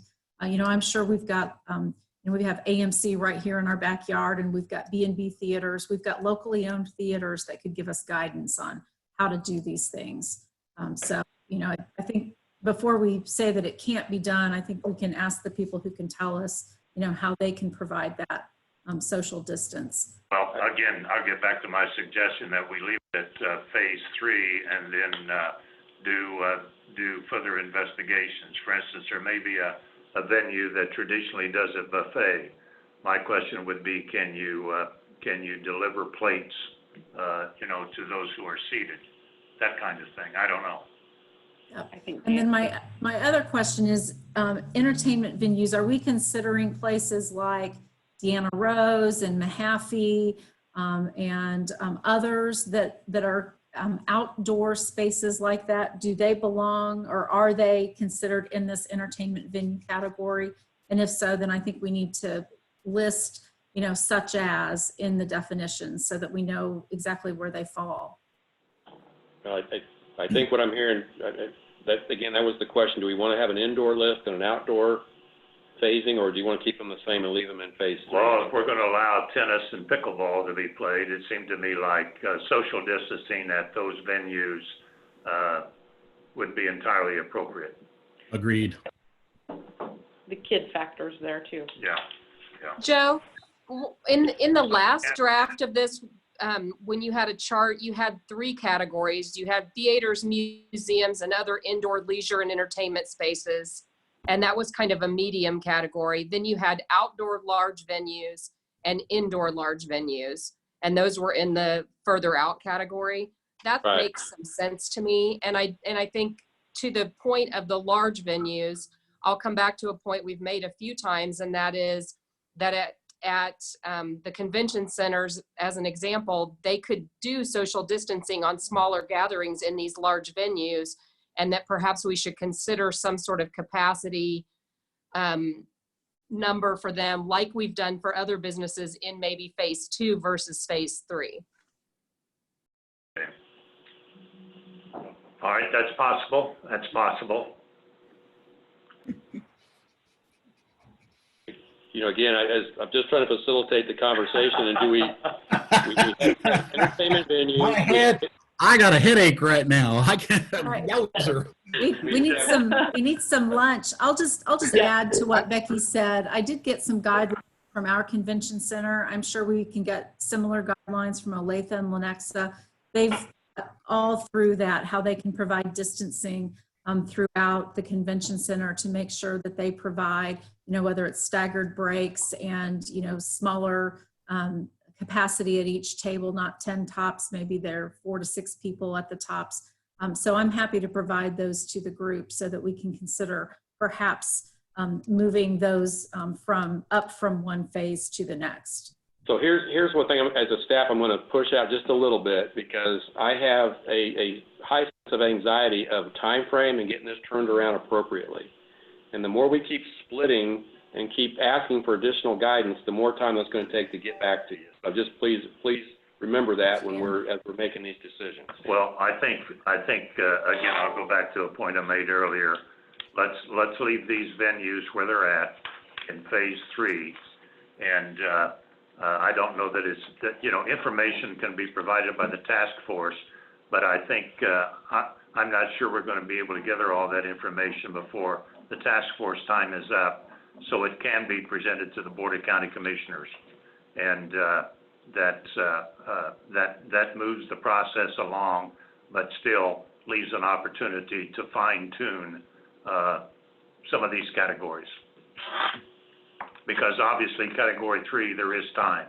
There's several weeks between May 4 and phase 3. Does anybody have a problem with that? I'd agree with, this is Janae Hanslick. I'd agree with you, Chairman. I think that makes sense. I guess the only issue I would have is there is time to provide some guidance, but what I'm hearing from my businesses is they need to know where they fall and they kind of need that guidance. I've already had feedback from several that if they don't know the timing, one, and some of that guidance, they're already concerned about losing their best employees to businesses that are opening in other categories. Appreciate that. Appreciate that. But, you know, it will take some time to investigate, you know, what might be done. Okay, I think Dan's hand's been up for a little while, and then Becky, and then Commissioner Brown. Well, thank you. I was just going to mention, just to go back, as we, you know, as some of these do tend to keep sliding towards the first level, I think, I know we all agree this is a serious situation, you know, and that what we do here is going to have a significant impact probably for some time. And, you know, the thought that I have, and I think I've heard expressed, is that, you know, while there are a lot of areas of this that we don't have control over, our smooth reentry is one area where we do. And so from the emergency management standpoint, you know, we spend a lot of time researching how disasters impact communities and the wide variety of ways that communities cope with the impact of those. Some communities do things that mitigate those impacts, and then others do things that exacerbate them. And, you know, from the emergency management standpoint, all I can do is look at the research and the best practices from other communities and leverage that knowledge to our benefit. And in this situation, you know, to echo some of the other comments, you know, the information I have indicates that the community has more to lose by moving too quickly in this situation. So I just wanted to. All right, thank you. Was there someone else? Oh, hands have lowered, okay. So I guess we're back to the question on the column for entertainment venues. Are we good with leaving it where it is? Or do we want to vote on that? Is there anybody who wants to vote on it? All right, it'll stay where it's at. Okay. Anything else? Well, I guess to kind of summarize, we've got a lot of changes to make in this document, or the chart itself, and we'll start to work on those. We've got some work already underway on what the appendices look like, what the guidance documents are, and we can get that turned around. I'm not sure if meeting tomorrow, given the time of day it is and what we've got to get done here, is going to be beneficial or not. I just would throw that out there. We could certainly do our best to bring you something to hopefully help finalize. But well, let me make this suggestion. Tomorrow is Tuesday. If we would have a meeting tomorrow afternoon, let's say about 3 o'clock. That would be helpful. And we had originally scheduled a Board of County Commissioners special meeting tomorrow afternoon, Tuesday, but that's going to be moved to Wednesday. So we would still have, let's say tomorrow, Tuesday at 3 p.m. for this meeting to finalize to the fullest extent we can. And then it would be presented to the Board of County Commissioners at a study session or a special session on Wednesday afternoon. And then there would be a board discussion and decision on Thursday. Will that fit schedules? Works for me. Okay. I can't make that work, but obviously if the rest works for the rest of the committee, that's fine. I may be able to join late, but I have a prior commitment at 2:30 tomorrow. Okay, all right. All right, other comments on that schedule? I can make it work. Okay. Is there anyone else who cannot make that schedule work? Joe. All right. I'm sorry. Joe. Kidding. I'm hoping Joe, Joe you're can. flexible. Come on. Okay. Well, a lot of good discussion, and appreciate your time. The time commitment has been extensive on every one of these meetings we've had, and so we will gather again at 3 p.m. tomorrow, Tuesday, and we'll hopefully be in a position to finalize decisions. And be looking for a new invite in your inbox that comes from Johnson County when this meeting gets set. Yeah. Okay, other questions, other comments before we adjourn? All right, Thank you, Chairman. thank you very much. Thank you. Thank you. Thank you.